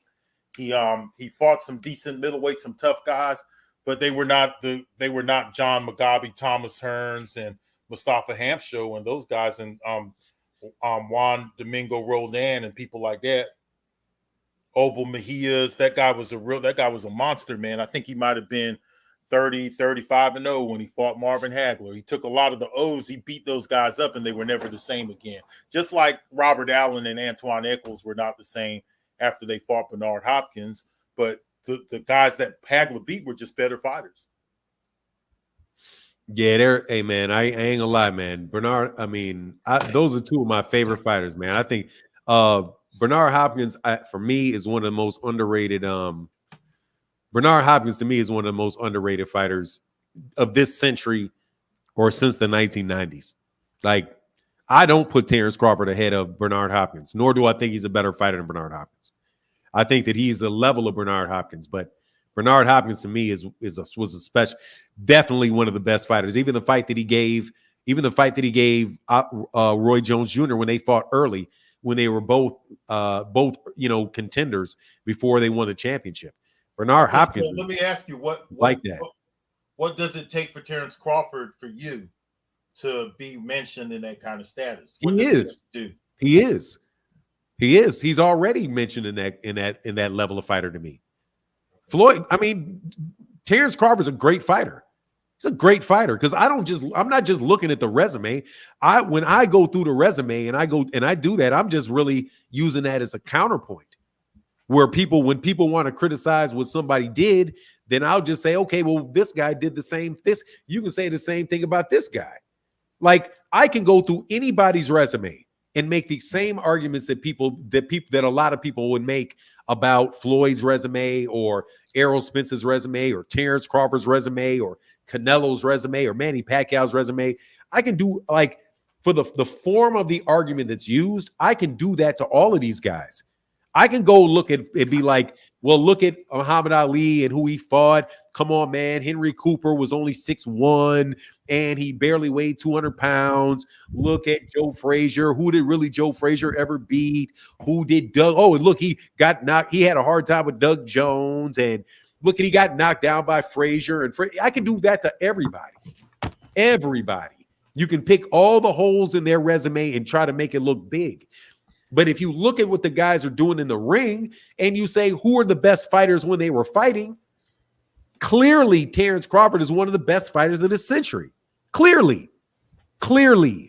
Like, I don't even think there's a question about it. Looking at what he does in the ring, knowing how he's dominated every opponent that he's been in the ring with, the way that he's gone about it, the skill set that he has, absolutely. The same thing applies to Bernard Hopkins, Andre Ward, Floyd Mayweather Jr., Manny Pacquiao. Shoot, man, there's a lot of dudes that are really at that upper echelon of fighters. I don't know if I said Canelo Alvarez looks like he's that type of dude. Tyson Fury is that type of dude. You know, who else this century? Maybe Vitaly Klitschko, I think, was that level of fighter. He doesn't get a lot of talk about Vitaly Klitschko as a great heavyweight, but to me, Vitaly Klitschko is easily of the 20th century, of the 21st century. He's easy top 3 heavyweight. Maybe. You say Vitaly or Vladimir? Vitaly. Vitaly's the dude that I like. Older one, yeah, okay. Yeah, the older one. Vitaly is like that. Like Vitaly, if he didn't get his face opened up by Lennox Lewis, dude, he was doing a job on Lennox Lewis. But you got to me, of the 21st century, the number 1 heavyweight is Lennox Lewis. Lennox Lewis, top dog.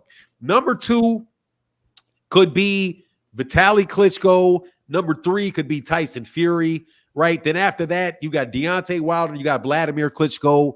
But those are the top, unless I'm missing somebody, blatantly missing somebody. No, not when it comes to the heavyweights, no. Yeah, I don't think that I'm missing anybody there. Yeah, those dudes are that level. Those guys are that level of fighter. That's why I wish you got Nebraska Husker. Dude, I don't have my nose up underneath the butt crack of Terence Crawford. You know what I'm saying? I don't. I'm not biased against him. I'm just telling you what I honestly think. I'm not going out of my way to say things, well, let me not give him his credit because, well, I know he deserves this. But when you say things like Jerron Ennis doesn't deserve a fight with him, dude, when I first saw Terence Crawford fight, I thought Terence Crawford was crazy good. I don't think he was any better than Jerron Ennis. And I mean that sincerely. I saw Terence Crawford fight before he fought Ricky Burns. Hell no, he wasn't better than Jerron Ennis is right now. Hell no. He may be the same level, but he is not better. Not better. Jerron Ennis is fucking like that. And you guys are acting like this dude, you're going to be somebody shitting on his parade all the way up until he gets 40 fights. There's no need. The man already has more fights than Terence Crawford did when he fought Ricky Burns. Already. How long was Terence Crawford supposed to wait? Give me a break. There's all kind of fighters. These guys deserve shots at these champions, bro. It's silly. Terence Crawford, I do not have to say Terence Crawford should not fight, by the way, Canelo Alvarez. Because more than likely he ain't going to beat that dude. That dude is way too big. Every bit is experience. Real quick, man. Fanon and Blood. I find it ironic how everybody's favorite fighters never fought opponents in their prime, or favorite fighters never fought anyone. Is it like that when they all professional? I'll let you go ahead. Jimmy, you get emotional again. Jimmy, you can get the fuck out of my face, clown. Okay, so he says, Fanon and Blood, I find it ironic how everybody's favorite fighters never fought opponents in their prime. Well, these guys have, some of the fighters, it's different with each fighter. Some fighters have fought more prime fighters than other fighters. If you look back throughout history, it's been that way the whole time. You could always pick a hole in somebody's resume. You could say that they didn't fight a fighter. Timing does mean something in boxing, but it's just different. It's fighter specific for each fighter. Then he goes on to say here, or the favorite fighters never fought anyone. Why is it like that when they're all professional? Well, they're all professional, but these guys are different level fighters, man. And then you have different levels of fighters. Number one, you just to say that they're all professional, that doesn't really say much. Boxing is about timing and when you cross that path with one of the elite fighters. Timing does mean a whole lot. Some fighters fight these more prime fighters than other guys. That's why me and Fanon are even having this discussion right now. I don't know. Maybe I read it wrong, Fanon. Tell me what you think about that. About this, Fanon, I find it ironic how everybody's favorite fighters never fought opponents in their prime, or favorite fighters never fought anyone. Why is it like that when they all professional? Well, first of all, you can't fight everybody. There's different promotional companies. And, there's only so many television dates. Mm-hmm. So back in the 1950s, where there were a lot of fights taking place off television, all you needed to do was have a venue and a ring, and people would go watch the fights. Now you got to have a Showtime date. You got to have an ESPN date. You got to have a DAZN date for these guys to fight. And you have 3 different networks, and then 3 different promotions. You have 4 different promotional companies, 3 different networks. It's going to wind up happening. But I do think to a large extent, people are just, I think people are just making a lot more out of it than it really is, man. But real quick, and I'll get back to it. Dare choice. See, this is when people don't understand and they just talk. Fanon said, Jerron grew up in a fight family. He was born into it. Bud had nothing and started from the bottom. Bud is better than Boots. That's not true, Dare Choice. It's not true. But Jerron did grow up in a fight family, and so did Terence Crawford. Terence Crawford's father's a boxer. The reason that when Terence Crawford was a baby, his father said, we had a world champion here in the crib. And, by the way, started boxing at a very young age, was taught to fight by his father before he went to a gym. Then when he got to a gym, he got trained from the age of 8, something like that, like very, very young, by a guy named Midge Minor, who was one of the best amateur coaches in America. Midge Minor, very well known in the amateur circles before Terence Crawford ever started fighting, who was a trainer, by the way, of his father, who was a trainer of Bomac. He was born into the boxing community in Omaha, Nebraska. So what you said is just not true. Floyd Mayweather Jr. and Terence Crawford, Floyd Mayweather Jr. and Floyd Mayweather, Terence Crawford, and Jerron Ennis were all born to fathers who were boxers. So if anybody came up from nothing, it was Errol. Because Errol didn't pick up the sport till he was 16, and nobody in his family boxed. He actually was an amateur for a while before he ever ran into Derrick James. Deontay Wilder is somebody that didn't have any connection to boxing until he was 17 years old, and he 8 or however old he was, and he walked into the gym with what's the name of this trainer? First trainer, JD's. Yeah, JD's. Before he ran into JD's. Stop that, man. Terence Crawford's been in a boxing ring his entire life. His whole life. I would appreciate I would appreciate maybe if you use facts. Sorry about that. Real quick. Okay, yeah, Aaron McKinney. And much love to everybody in the super chat. Thank y'all. Let me check this real quick. What's your thoughts, Bud? Oh, if you had something. Oh no, I agree with everything you say. But certain fighters, there are some fighters out there from back in the day. It's the more modern fighters that you could pick holes in their resume.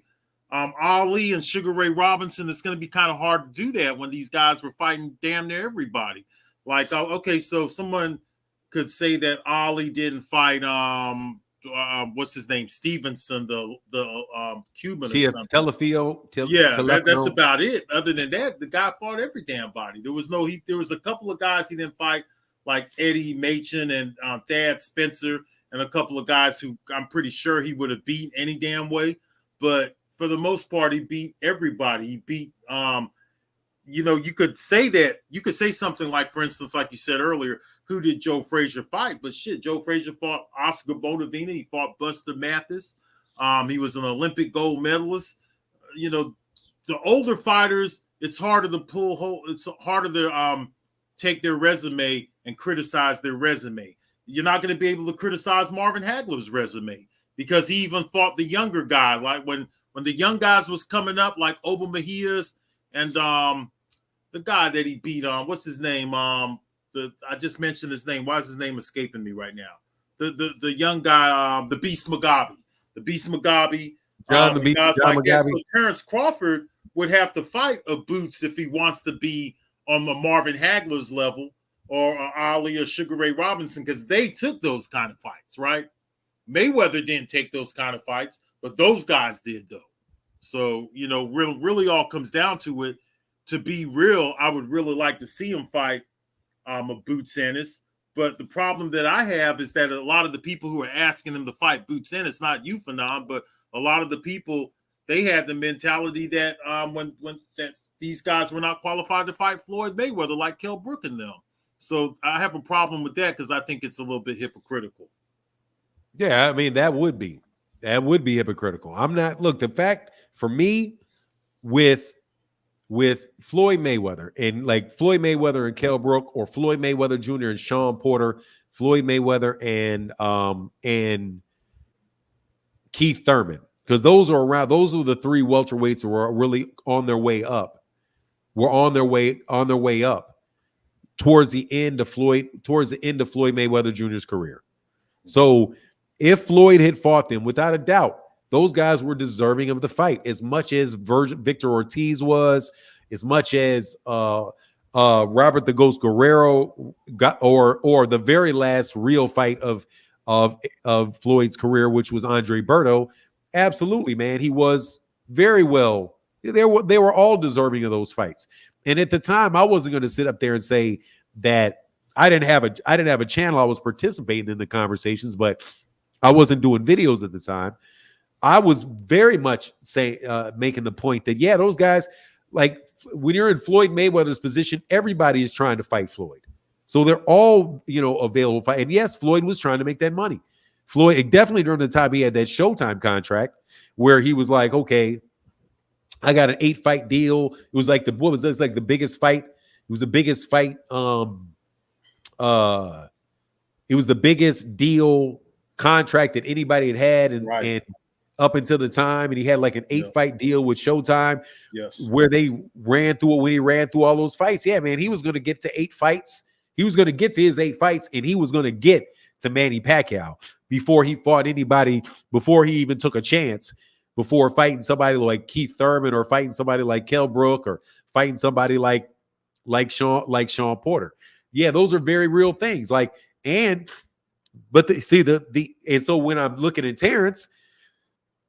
Terence Crawford is not in the same situation as Floyd is, but the same thing applies.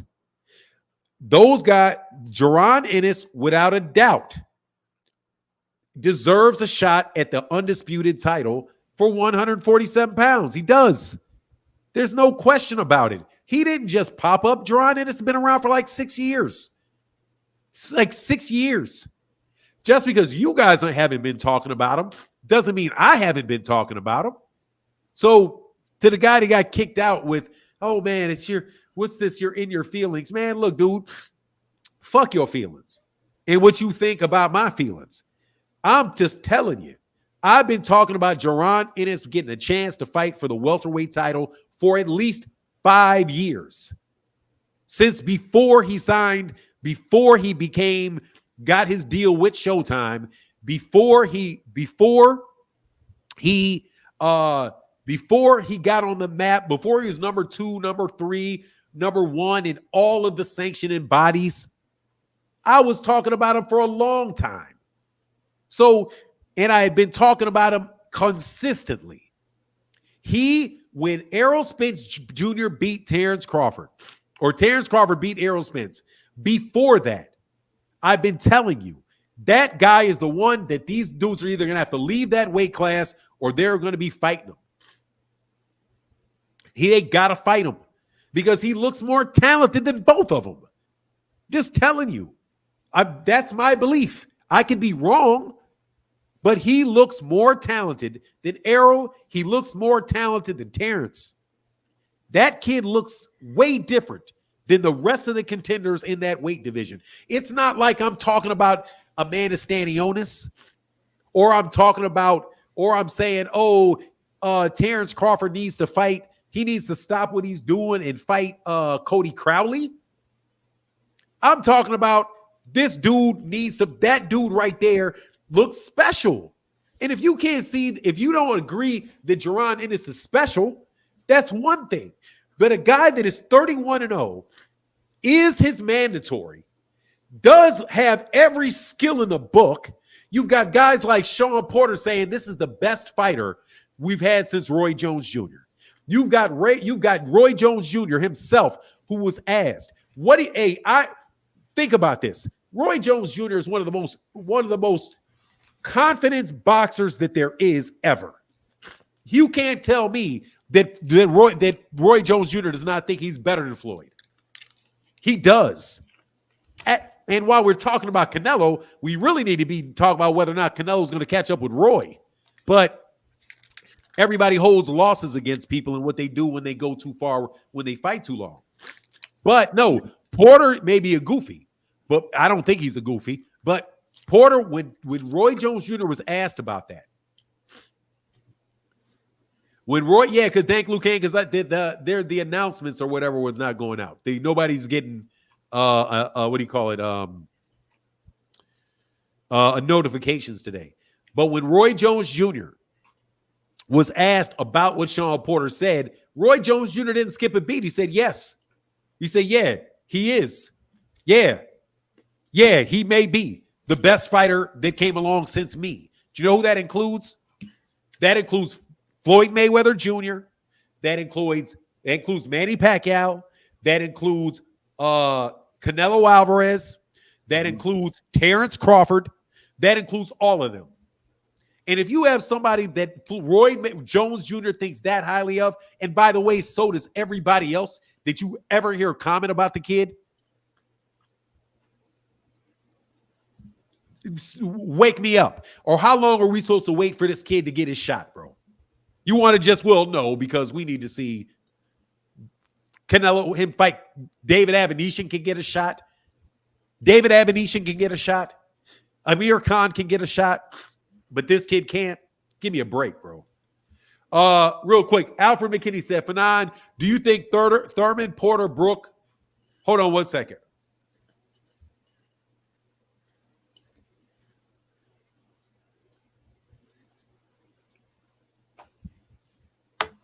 Do you think Thurman, Porter, Brook on their way coming up in the welterweight division would have beaten Floyd around Floyd way out the door? What do you think, Blood? I got a sneeze fit. Yeah, I think they had a really good chance to beat him. Thurman, I think out of those guys, I think Thurman had a really good chance. I think all three of them had a really good chance. Those are fights that we wanted to see. There was people out there who was demanding those fights, just like people will hold Terence Crawford to fight in Boots Ennis. He couldn't have probably fought all three of them, but I think they had a very solid chance. let's not forget, people say that Errol Spence beat Floyd up in some sparring sessions. So I know sparring and the actual match is something different, but Floyd wasn't what he used to be.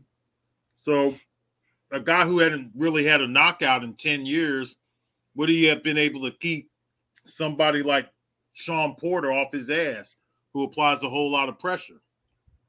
Kell Brook, who is a big, strong welterweight, a bigger welterweight of the time, or even a skilled Keith Thurman, who in his prime utilized a lot of footwork and had really quick reflexes and stuff. Could he have kept up with a Floyd Mayweather? I think all three of those guys had a chance.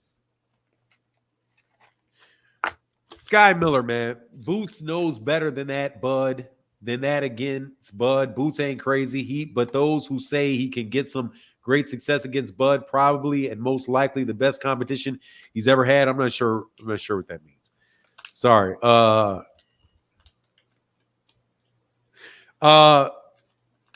honestly, man, my take on it is that I would have taken Floyd over all of them.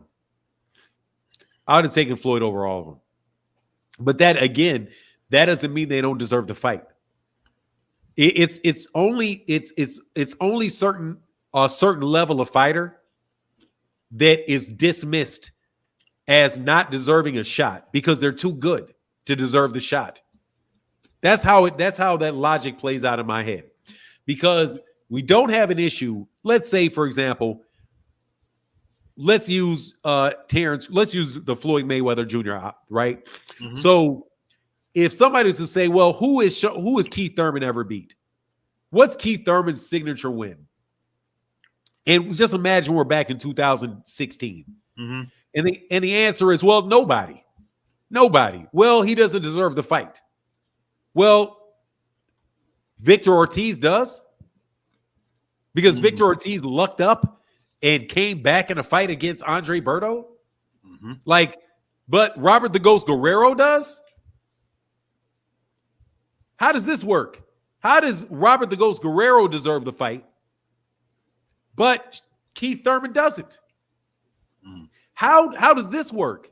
How does Alexis Rocha, right? When people were talking about him fighting Alexis Rocha, people weren't saying Alexis Rocha doesn't deserve the fight.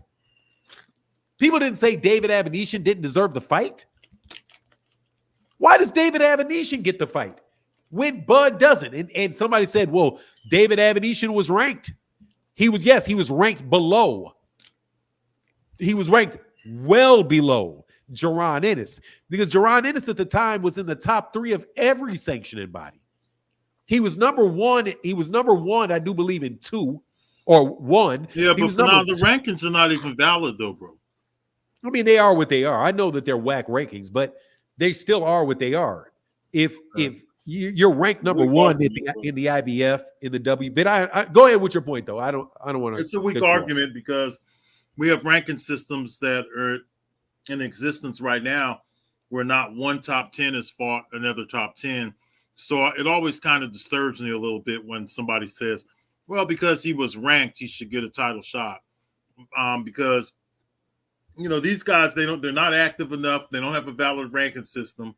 And as far as guys like Boots Ennis or even a Keith Thurman, a Sean Porter or a Kell Brook, what we had to go off of was not signature wins. It was just basically popularity, the eye test. It's just like your evaluation for Boots Ennis. It's the eye test, which we've always utilized in boxing. Well, that's a big thing, the eye test. To you, when you look at Boots Ennis, you see a guy who's better than what Keith Thurman, Kell Brook, and Sean Porter was, and I see it too. I'm going to be real with you. I do see it too. Curtis Anderson, R.I.P. to Curtis Anderson. Yes, sir. Curtis Anderson said about Boots Ennis, he said, listen, I've seen a lot of fighters, but this guy here is special. That was the word he liked to use. I asked him, I said, you think he's better than the other guys like Kell Brook and Errol Spence and guys like that, and Terence Crawford? He said, yeah, he's special. He's going to be something to deal with. So it's an evaluation through the eye test, man, through just, we all do it. All of us do it. I see it with Boots Ennis too. It's the only way, truly, it's the only way you can do it. because that's the only way you see boxing. I mean, it's the only way you see it. Otherwise, we're going to be stuck with these ridiculous box rec arguments, man. Like we get stuck on these ridiculous this stuff where who fights who is heavily influenced by politics. Heavily influenced by politics. A couple years ago, there were people really sitting there with straight faces saying that what's the man's name, man? Joseph Parker is better than Deontay Wilder. Well, look who he fought. He fought Anthony Joshua. He fought this guy. But man, if you for 2 seconds think that Joseph Parker is going to win a fight with Deontay Wilder, good luck with that. You know what I'm saying? Good luck with that, bro. Good luck with that. But when you see Deontay Wilder in the ring and you realize, dude, look, man, this guy there's things about him that you have to deal with in the ring. The idea that he never fought anybody, never beat anybody, we get stuck in that. And you wind up missing some of the best fighters and most exciting fighters that you can make, that you can see. When Floyd Mayweather Jr. was coming up, man, he spent most of his early part of his career tucked way underneath Oscar De La Hoya. Way underneath Oscar De La Hoya.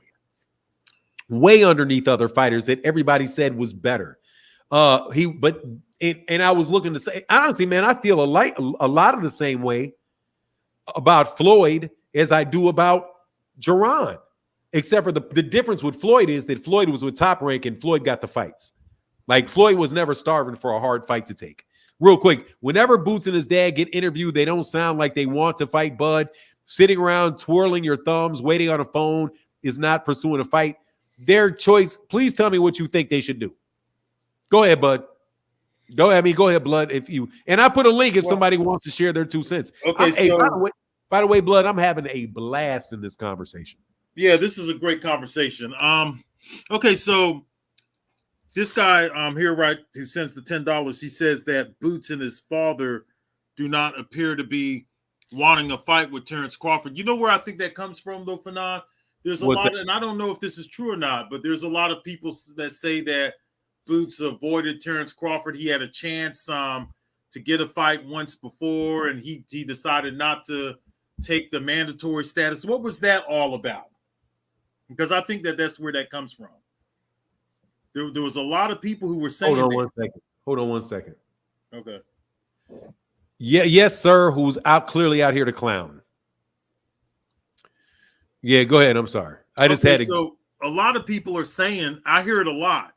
I hear that Boots had an opportunity. He didn't want to take the WBO route and all of that kind of stuff. He preferred to pursue a fight with Errol Spence. He never really wanted to fight Terence Crawford.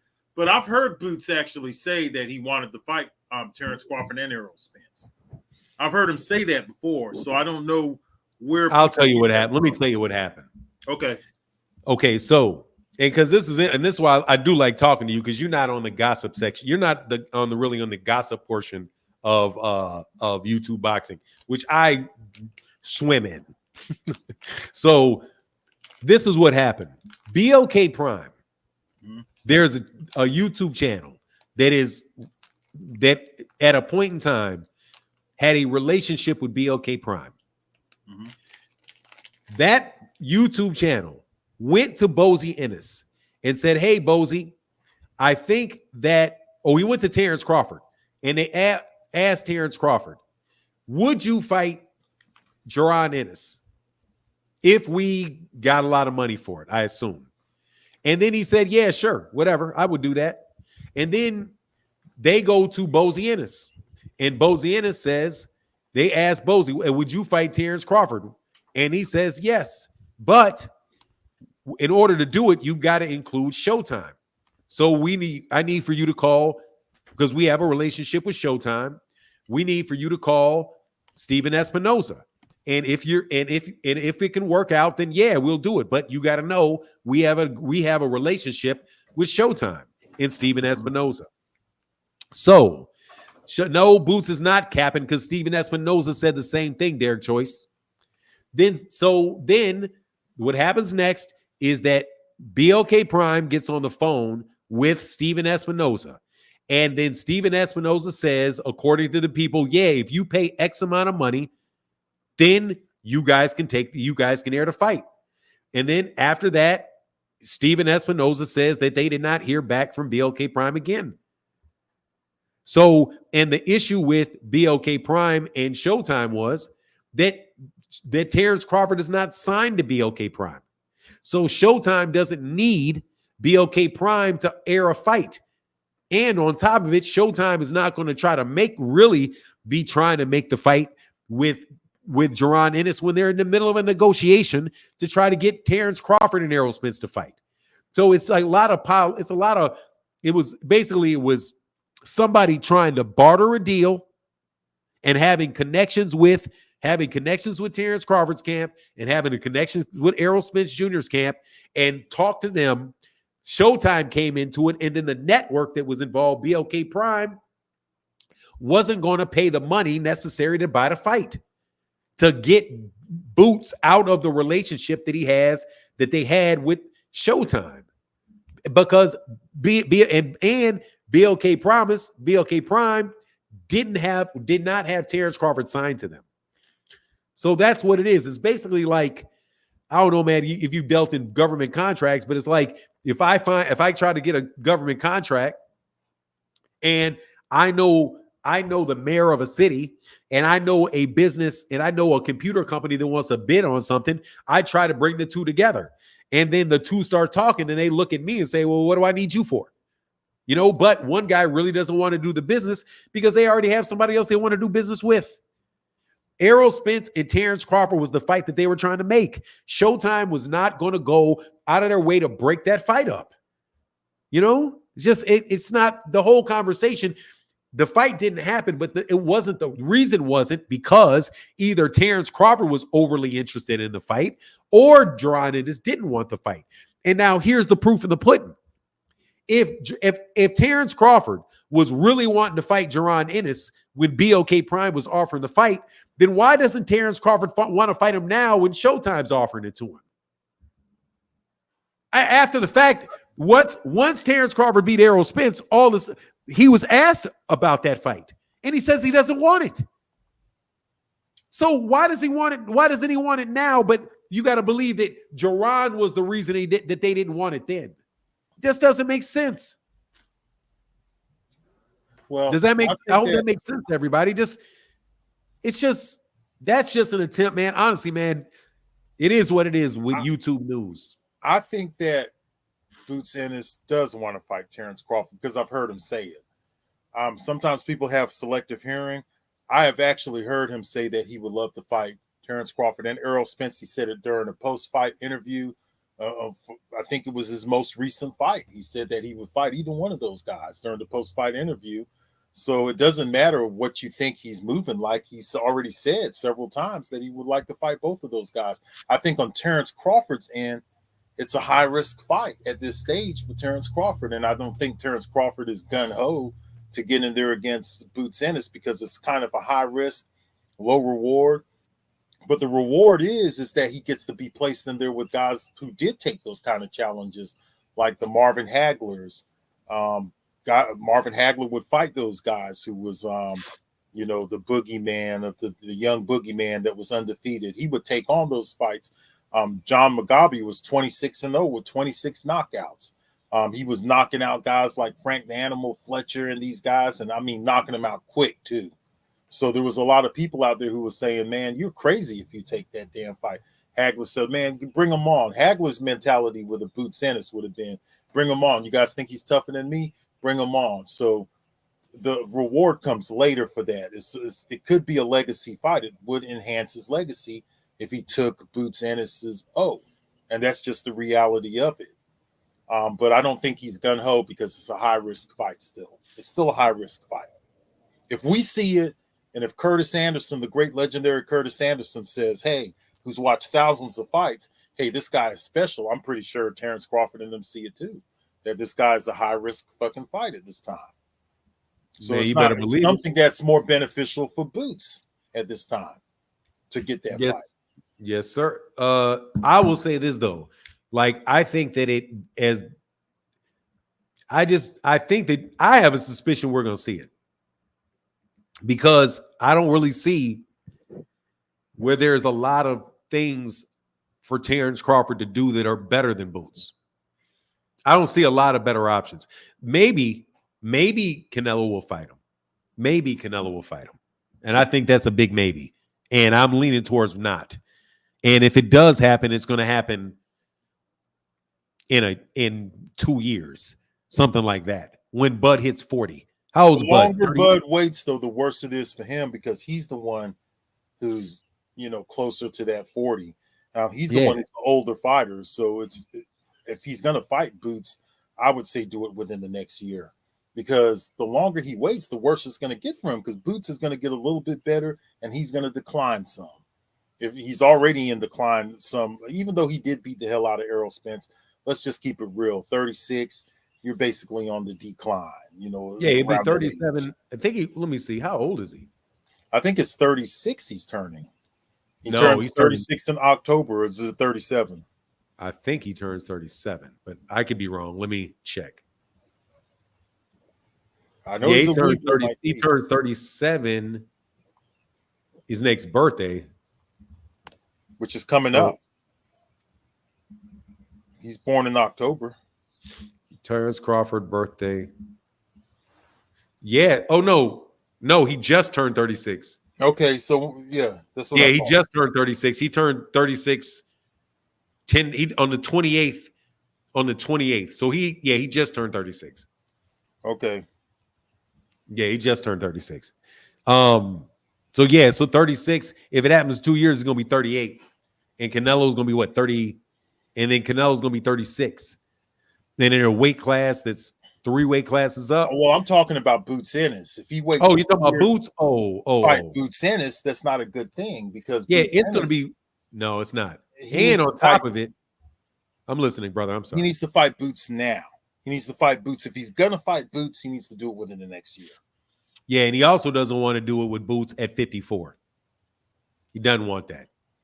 The longer he waits, the worse it's going to be for him. Yeah, that's not. Yeah, 2 years from now, it can get real ugly for him. It's a 10-year age difference still. Even though Boots ain't he's like you said, he's not a 20-year-old fighter. He's 26, but there's still a 10-year age difference there. Yeah, so if he does fight him, he needs to do it now. And then just not only that, Derek Choice in the building. What's up, Derek? Derek Choice. Please let this be the real Derek. Oh, Jesus. Do you know this Derek Choice guy, man? Do you know? No, that's not Derek Choice. Hey, guy. Nobody understood anything that you said. Nobody understood that, bro. Nobody understood that, dog. You got to be a little bit more clear, bro, trying to cover up your voice. But yeah, I think not only the amount of time, but also the weight. Because if he waits till Jerron gets to 154, then you're talking about it. Because that's another thing about this. There's a really big size difference between Jerron Ennis and Terence Crawford. There is. Yep. So Boots you allow big, broad shoulders. He has a bigger frame. He was naturally a bigger guy. He's younger. He's just as fast. He's got the same kind of skill set. He could really enhance his legacy by beating a Boots Ennis. It would be a real big boost to his legacy. Yeah, but he's going in there, man. He's going. I mean, Terence Crawford is definitely first ballot Hall of Famer, bro. Wow, Ja is back. Ja, how can I help you, man? How you doing? I'm just chilling for real. All right, that's what's up, man. Long time no see. What's on your mind? I wanted to speak on the what you made as your title. You asking is if Canelo is greater than Floyd Mayweather, and I was just saying no, obviously not, because Floyd beat Canelo in his prime. To me, Canelo was in his prime when Floyd beat him. He was beating everybody, and he was more active in the he wasn't as laid back, but The difference between Floyd and like Bud, other fighters like that, is the way that they beat their opponents in the ring. Like if we look at how Canelo beat Charlo, that's basically what Floyd do to all of his opponents.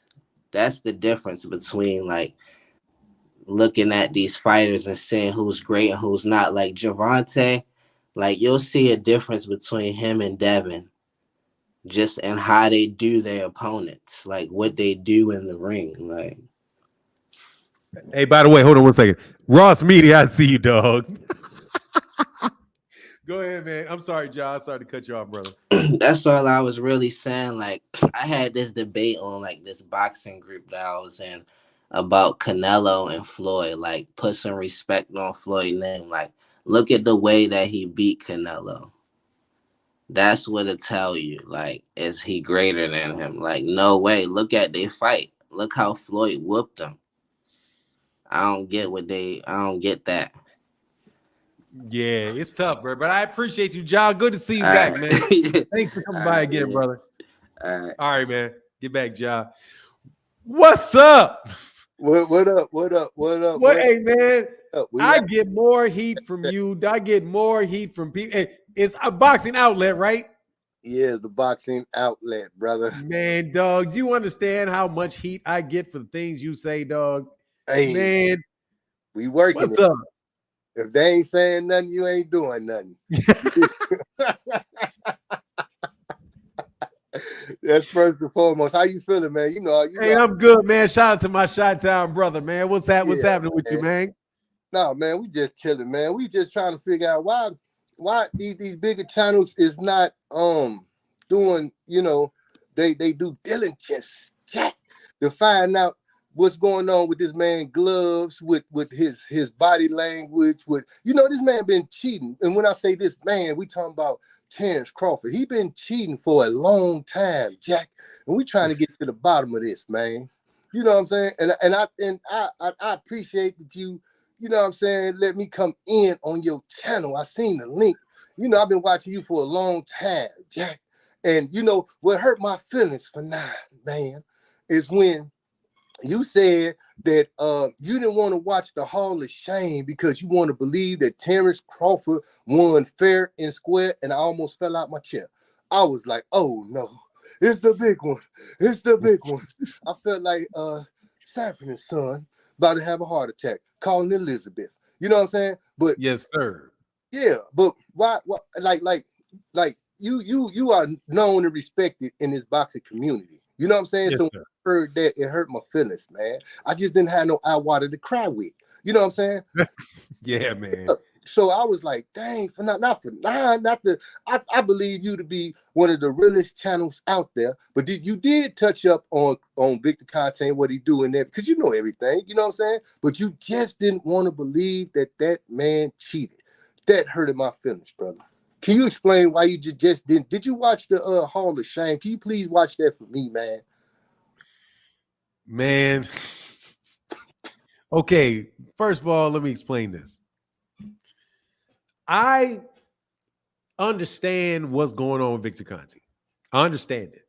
I've literally had people on the channel that for a living do basically blood-related work, that are chemists, that are working chemistry and can explain in detail how Victor Conti and other people are able to get people on performance-enhancing drugs that will not show up on a drug test. They can do it by affecting the chemical makeup of whatever the substance is. And so once they modify it just a little bit, when you get tested, when VADA tested or USADA tested or WADA tested, it's not going to come up because you changed the chemical makeup of the what do you call it? The chemical signature. The chemical, or finger, they may call the chemical footprint or whatever it is that they're looking for, where they see something like, oh, that's an anabolic steroid or that is HGH or whatever. So I know full well that can happen. I also know that anybody and everybody that deals with Victor Conte, it's reasonable for somebody to say, well, if you're dealing with Victor Conte and Victor Conte knows how to do that and he brags that he can do it, then, hey, man, there you go. There's a reason to suspect that or suspect anybody around him. I agree 100% with that. Fingerprint, thank you, Livola. So I agree with that. I'm not saying, so like when people tell me about what you say, I will always say, yeah, man, I'm not about to sit up here and debate the man because it ain't unreasonable for somebody to suspect that of somebody that does business with Victor Conte. So I don't really need to say anything, but I don't know that's the case because he hasn't tested positive. So I have to give Terence Crawford, I'm going to finish. Let me finish. I have to give Terence Crawford the same benefit of the doubt that I give everybody else until they actually pop dirty. Now, as far as the gloves go, I was on Terence Crawford's neck about the busted gloves in the fight with David Avenetian and did multiple videos about that, man, where I said, first of all, it's the second pair of gloves. That was the gloves busted in the back room.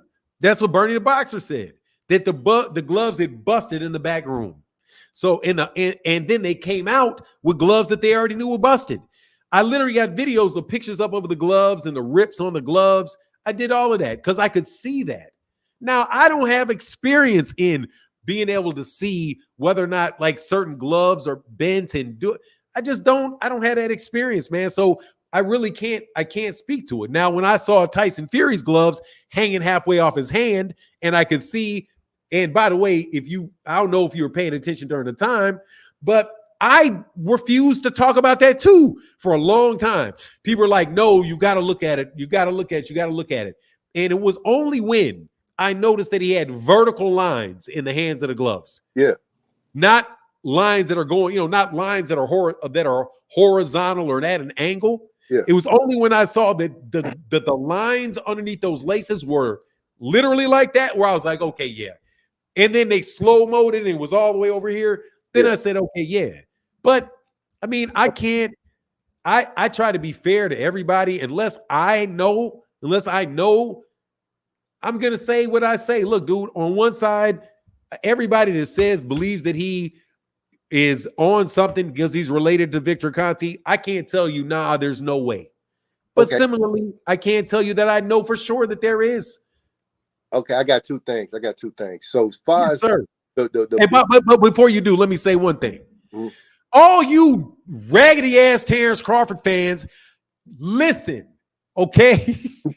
I'm literally gonna have somebody go at me for not hating on Terence Crawford. I'm not saying you hating on him, but for not going at Terence Crawford. Go ahead, brother. Now check this out. So you say far as the popping dirty, right? So we all know that Victor Conte make undetectable steroids that he could get in your system and they be out your system in one day. Now, this is the question that I ask everybody.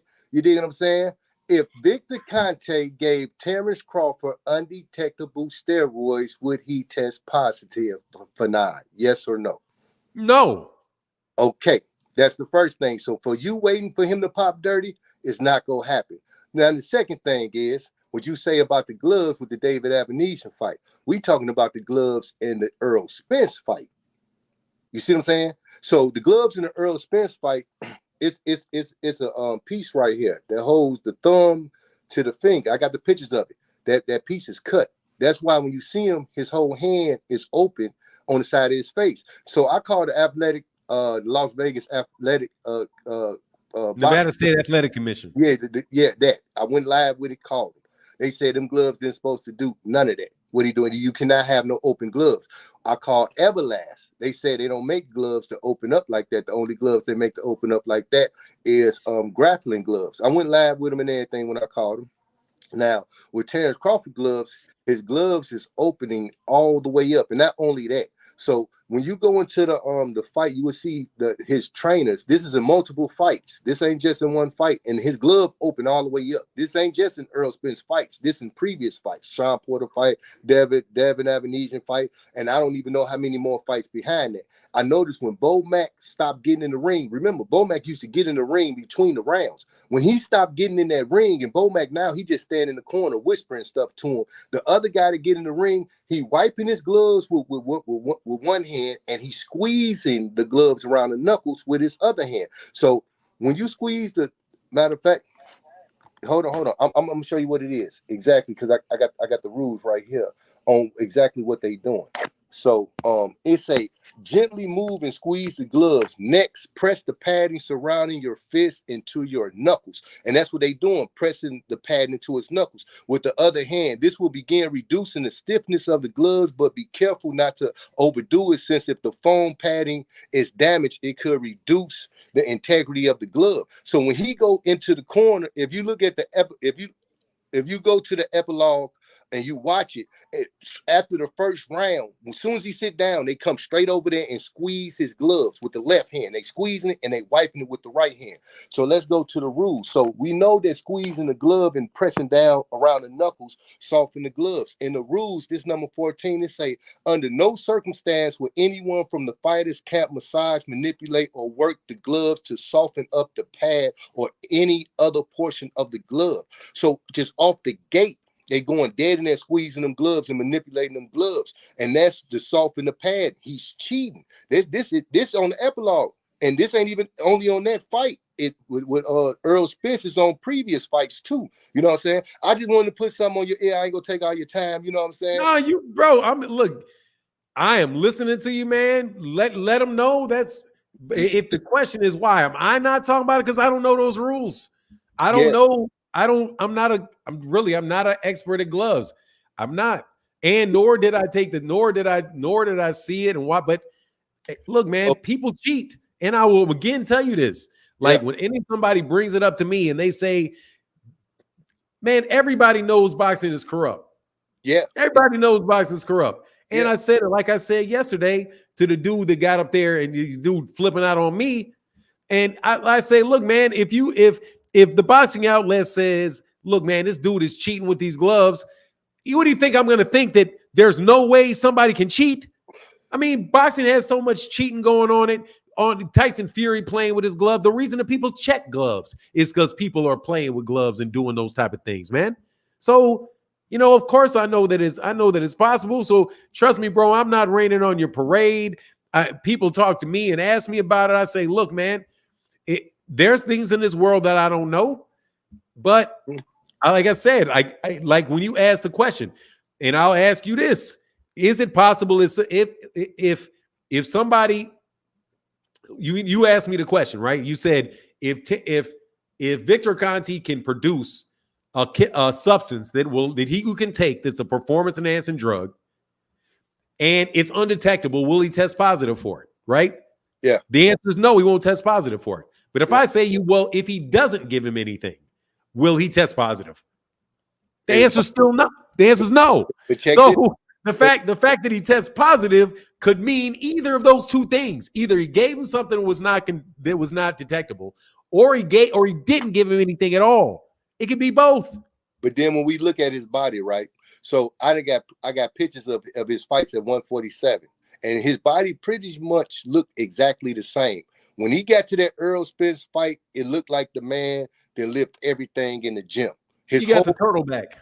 His whole back, chest, shoulder, stomach, everything is completely different. So just off of Victor Conte's own, at his own words, out of Victor Conte's own words, he say that 80% of athletes are using. If you ain't using, you're losing, right? So I put it like this. When we look at Terence Crawford, his performance, his Ferrari jab, the most power he ever had in that hand in his whole life, the glove being messed up, they cheating dead on camera. You know what I'm saying? If I had 80 blue tickets and I had 20 red tickets and I threw them in a basket and I mixed them up, what is the chances of you getting a red ticket? This is more likely you go get a blue ticket because it's 80 of them than you will get a red ticket.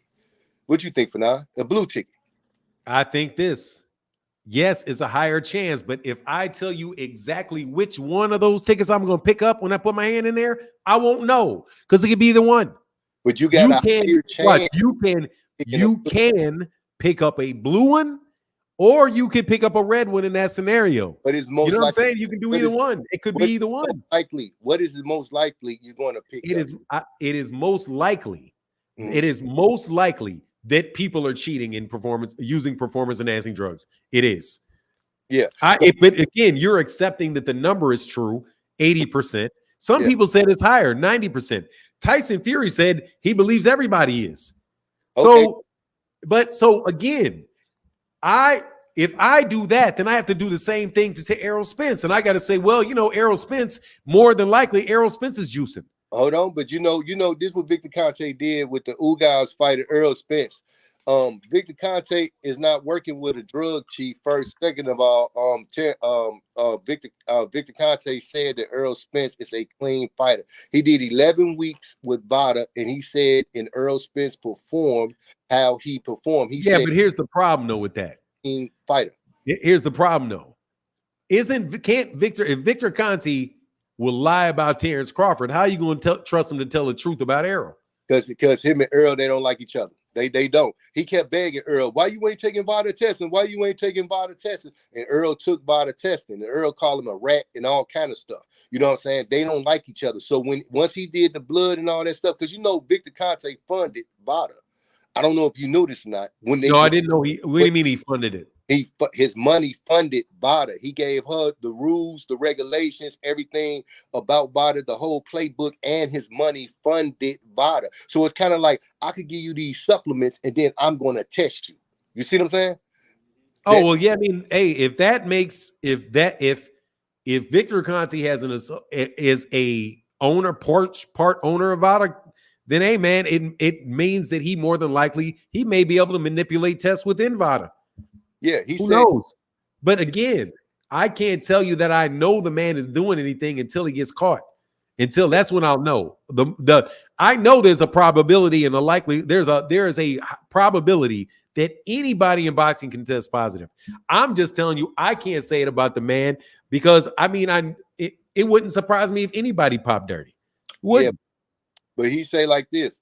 Victor Conte said that anybody working with him, should they test my fighters 24/7? He said yes. So this is the crazy part about it. If you the only person that's gonna be testing your fighters 24/7 because you the funder of VADA, this is the thing. Even with Alicia Baumgartner, right? She told Eddie Hearn she wanted VADA testing. He denied her a VADA testing. She's a snack fighter. Soon as they got a different doping agency to test it, she popped dirty. This is what I propose to the whole boxing community. And I'm glad I'm here so I can say this. This is what I propose to the whole boxing community. Jack. They need 3-4 different doping agencies. They need VADA, USADA, and WADA, and probably whatever else they get. You know what I'm saying? To test. Take one sample and distribute that blood through 3 different doping agencies. While VADA talking about, they straight, they negative, and the other 2 people talking about they positive, and they go tell you exactly what they dirty of. Why I believe VADA is hiding for all of their fighters. They hiding the test results. And that's what I believe. And it's another thing they do too. They destroy the samples, the blood samples. With the other doping agencies, they take the blood samples and they keep them and they store them. With VADA, it's kind of like, okay, he's not dirty, and they destroy him. So you could never go back and analyze them old samples just in case it's something they find out something is banned. We go ban this today, and let's see how many fighters been using it. With VADA, they destroy the samples, so it ain't no more going back retesting or nothing. You know what I'm saying? And that's all I got. That's all I got for today, man. I appreciate I've been a fan of your channel for a long time. Thank you, brother. Appreciate you, man. I'm a fan of yours, man. I like the work you're doing, man. I'm just, hey, man, it is what it is, brother. Like I said, I'm not an expert on those gloves. I don't feel comfortable enough talking about it. I think everybody deserves, if something happens and I know it, like them gloves busting, there's no way in the world he should have been able to continue that fight with them gloves that was busted. He knocked that man out with that man, whether they're defective or whether they were defective or whether they was done on purpose, whatever the case was, when those gloves busted, those gloves should have been taken off, and he should have had to put on gloves that were legal, approved gloves that minute. And that didn't happen. So if somebody says, look, man, I have some suspicion over his gloves. Look, man, you know what the deal is? If something happens to you one time, people can then look at you and be like, hold on, man. One time it happened, okay. 2 times people are saying something funny, that it's reason for people to start doubting you. So look, man, I watched the videos, I listened to it, man. I'm just not as I'm just not as up to date on the particular glove rules. And again, I won't duck a question like you put to me, because you said the thing that hurt your feelings. Yeah. But you hurt my feelings putting my name in a video. I didn't really care though, because I like you, dude. So I was like, go ahead and do it. You good people. Is that, man? No, dude, I don't want to believe Terence Crawford's a cheater, man. I like Terence Crawford as a fighter. But we got to tell the truth, man. That's the truth. That's the truth as I know it. Yeah, but we got to dig deeper into it. See, so like, I can't, man. And you in denial, Jack. But check this out.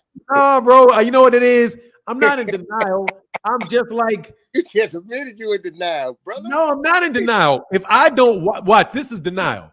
If I dig into it and I see something, then I'm gonna say it. But you won't dig into it. But if I don't look into it, that ain't denial, dude. I already know. I already suspect. I already have enough suspicions. Yeah. I know full well those gloves are busted, and he walked out with busted gloves. I know he did. All right, let me say. I already know he did. Now peep this. Now peep this. Before he even got to them gloves, it was another pair of gloves that they had. You dig what I'm saying? And one of the gloves didn't have no horsehair in it, and the other glove had horsehair in it. So after the fight, they cut the gloves open, and Jeff Horn, they cut the gloves open, and there wasn't no horsehair up in the gloves. And then I got the pictures. Come on, my brother. Come on. Okay, yeah. I'm telling you, he been cheating. This ain't nothing new. This is nothing new. You dig what I'm saying? And that's the only thing I just want to put out there, because I know we'll be heard on your channel a little bit more than we heard on my channel. And I appreciate you letting me come up on here and kicking this real spiel from Holyfield. First, are you West Side, South Side, what side? South Side, man. We in Chicago, man. You welcome anytime, brother. You welcome anytime. You going through the same Bears misery that I got to go through. It's all good, man. I understand where you're coming from. It's not like you just fly by night and you're not thinking. I also know, liked your work you did with Nate Jones, another Chicago brother out there, Nate Jones. So, yeah, man, dude, you can come on anytime, bro. People that want to defend Terence Crawford can come on anytime. I don't have any problem with it. I just can't go. I'm just, you know what I mean? Like, I only know what I know, brother. And on top of it, again, I like Terence Crawford. I think he's a great fighter. I don't want to believe that this man and Bomac and these guys are just out there in B&B Gym just being super crazy shady. You know what I mean? Okay. But I don't put it past anybody, because I know Panama Lewis did it. I know that they, you got Aaron Pryor taking aspirin medicine in the middle of a fight. You got Margarito with cast on it, cast on his hands. And I thought something was wrong with Margarito's gloves when he fought Cotto. Cotto said it about Margarito, and everybody was like, oh, you're just making excuses, until you find it with Shane Mosley, right? I noticed that Terence Crawford looked like he was stacking gloves, according to the explanation that they used for stacking gloves with, who was the guy that got they were Inouye. I don't understand it like that. Like, I saw the tape directly on his skin, right? Was taping it directly on his skin, which is my understanding is that stacking. Maybe not double stacking, and it may be illegal in Vegas, but bro, I don't know what everybody else is doing. And all these dudes probably looking for angles here and there. But yeah. Come on. It's just that's just me being as fair as I can be, man. You know what I mean? Yeah, but it's kind of like, it's like, we don't want our woman to be cheating, Jack. I don't want to believe she cheating on me. I don't want to believe cheating on me. But I say, hey, fam, let me use your phone. I use your phone and I see booty pics of my woman in your phone. She's cheating. So in order for you gotta go. The truth, you got to watch the Hall of Shame. I know you don't. I will watch the Hall of Shame. You don't, you gotta, and then when you come back, you be like, this dude right here, because let me tell you something. If you waiting on for him to test dirty, he ain't gonna test dirty. He dealing with the rocket scientist of all times, man. He need to have a statue of Victor Conte in the middle of every, and the MGM Grand. He should be right there, just like this, with his muscles, just like this. When he came back, feds. He was like, no, they ain't got me. You know what I'm saying? So yeah, man. You know, I did see Marion Jones walk right by me at a basketball game not too long ago. And I looked at her, man, she was skinny. And I remember Marion Jones. Let me tell you, man, what I knew about Marion Jones. Marion Jones, because one thing I do know is I know track. I mean, was a long jumper. I know the long jump. So I know technique. I know long jump technique very well, right? And when Marion Jones was winning those, when she was like winning her 100 meters and winning all that running track, and she would go out there and jump, I was like, she's juicing. Because she's a terrible jumper. Like her form sucked. Like she was like even though she was going that distance, I was like, she's just muscling that shit. I don't remember how far she's going, like 23 and a half feet or something. She was just stone cold muscling it. Like, ain't no way. She's not a good jumper. She's just jumping that far because she's got the strength to do it. And so when she popped dirty, I was like, it didn't surprise me at all because she didn't have the technique. And when I will say this about a lot of these dudes, the way that I'm going to phrase it though, because I'll phrase it like this. I'm like, man, if this new legal technology that everybody's using, I'm not going to be surprised if Devin Haney walks into the fight with Regis Prograis and stops Regis Prograis. All of a sudden, move up to 140, and he just bowls through Regis Prograis and is landing shots that are knocking out. He winds up moving up and starts knocking out everybody in 147 too, because that's not something people used to do, and now that's something people are doing all the time. Like it used to be, you go up in weight like Floyd. You go up in weight. The more you move up in weight, the less power you have. Then you got Canelo moving up in weight. The more he moves up, the stronger he gets. Manny Pacquiao, the more he moves up, the stronger he gets. Right? Now you got Terence Crawford. The more he moves up, the more he gets stronger. And he turns into a one-punch knockout artist. When he wasn't one at 135, he wasn't one at 140. You combine that with the fact that he's around somebody that knows how to – like, here's the real question. And this is the way that I think about it, is I can't dismiss what you say. I can't. Because it fits the bill. It just fits the bill. You have somebody that was not knocking everybody out. He went the distance with Ricky Burns at 135. That's just a fact. He went the distance with Ray Beltran at 135. It's a fact. He went the distance with Victor Postol at 140 pounds. It's just a fact. And then when he gets to 147, now he's one punch knocking out people. And that's not what he had at 135. It's just not. And he does associate with somebody that does know how to do that. So Terence Crawford, if Terence Crawford gets held responsible for something that's not illegal in the minds of a lot of people, that's on him for readily associating with somebody that has the capability to do what people are suspecting you of doing. And it's kind of like you're hiding in broad daylight. But at the same time, man, until he actually does it, until he actually pops dirty, it's just, to me, I can't accuse him of it any more than saying, look, dude, it's all of these, there's 90% of these people are probably on this stuff. So is he beyond the possibility? No, he's not. The gloves, I know that there was a problem with his gloves before. So, that's all I really need to know.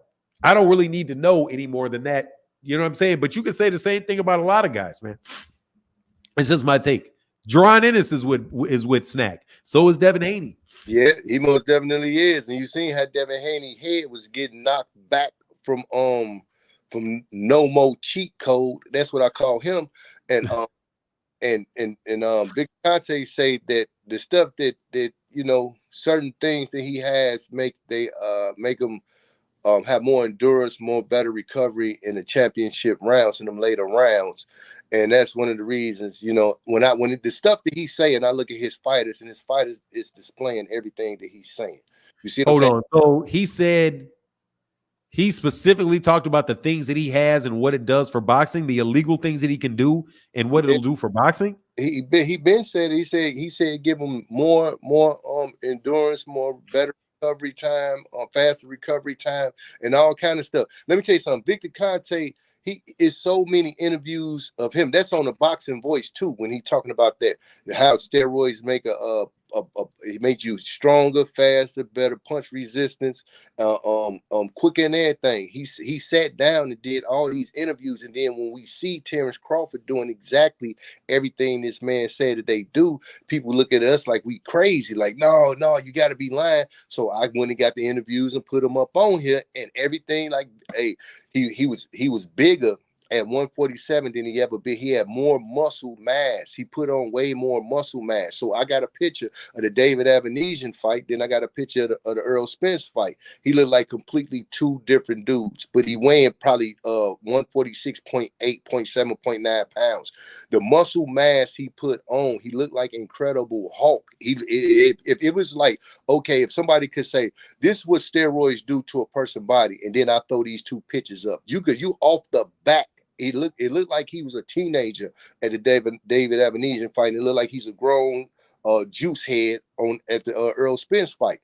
And then I compared previous fight pictures to that. He looked more like David Avanesian. He never in his life looked like how he looked fighting Errol Spence, far as the muscle mass he put on. Then that jab was like he had bricks in his hands. He hit the man in the neck, in the shoulder, and the neck the first round and dropped him. Have you ever seen anybody get hit in the shoulder and the neck and just fall and then get up wobbling, legs wobbling? And then they don't talk about how Errol Spence was looking high, and that when he walked in the stadium, he looked high backstage. Derrick James told him to cut the cameras off. Errol Spence was almost missing the gloves, man. He was high. He was out of his mind. I don't know what they gave him, but that wasn't him. He was under the influence of something. Ain't no channels talking about how he looked like he was under the influence or something. And that was before he came to the arena. The man was already zooted. He was out of his mind.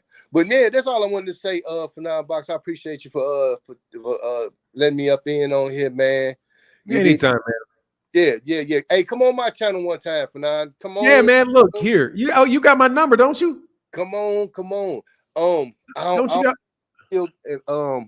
gotta see. You gave it to me in my inbox, didn't you? I think so, man. But yeah, man, I'll stop by sometime, man. But it is what it is, man. I appreciate you. Brother. Yep. All right, we'll figure it out, man. Yeah, I don't mind coming by your channel, man. But look, dude, it's just, man, there's cheating that goes on in boxing, brother. But I am not crapping on what you're saying, man. But I can't throw him under the bus, man, unless I really know. It's just how it works with me, man. I appreciate you though, brother. All right, man. Get back.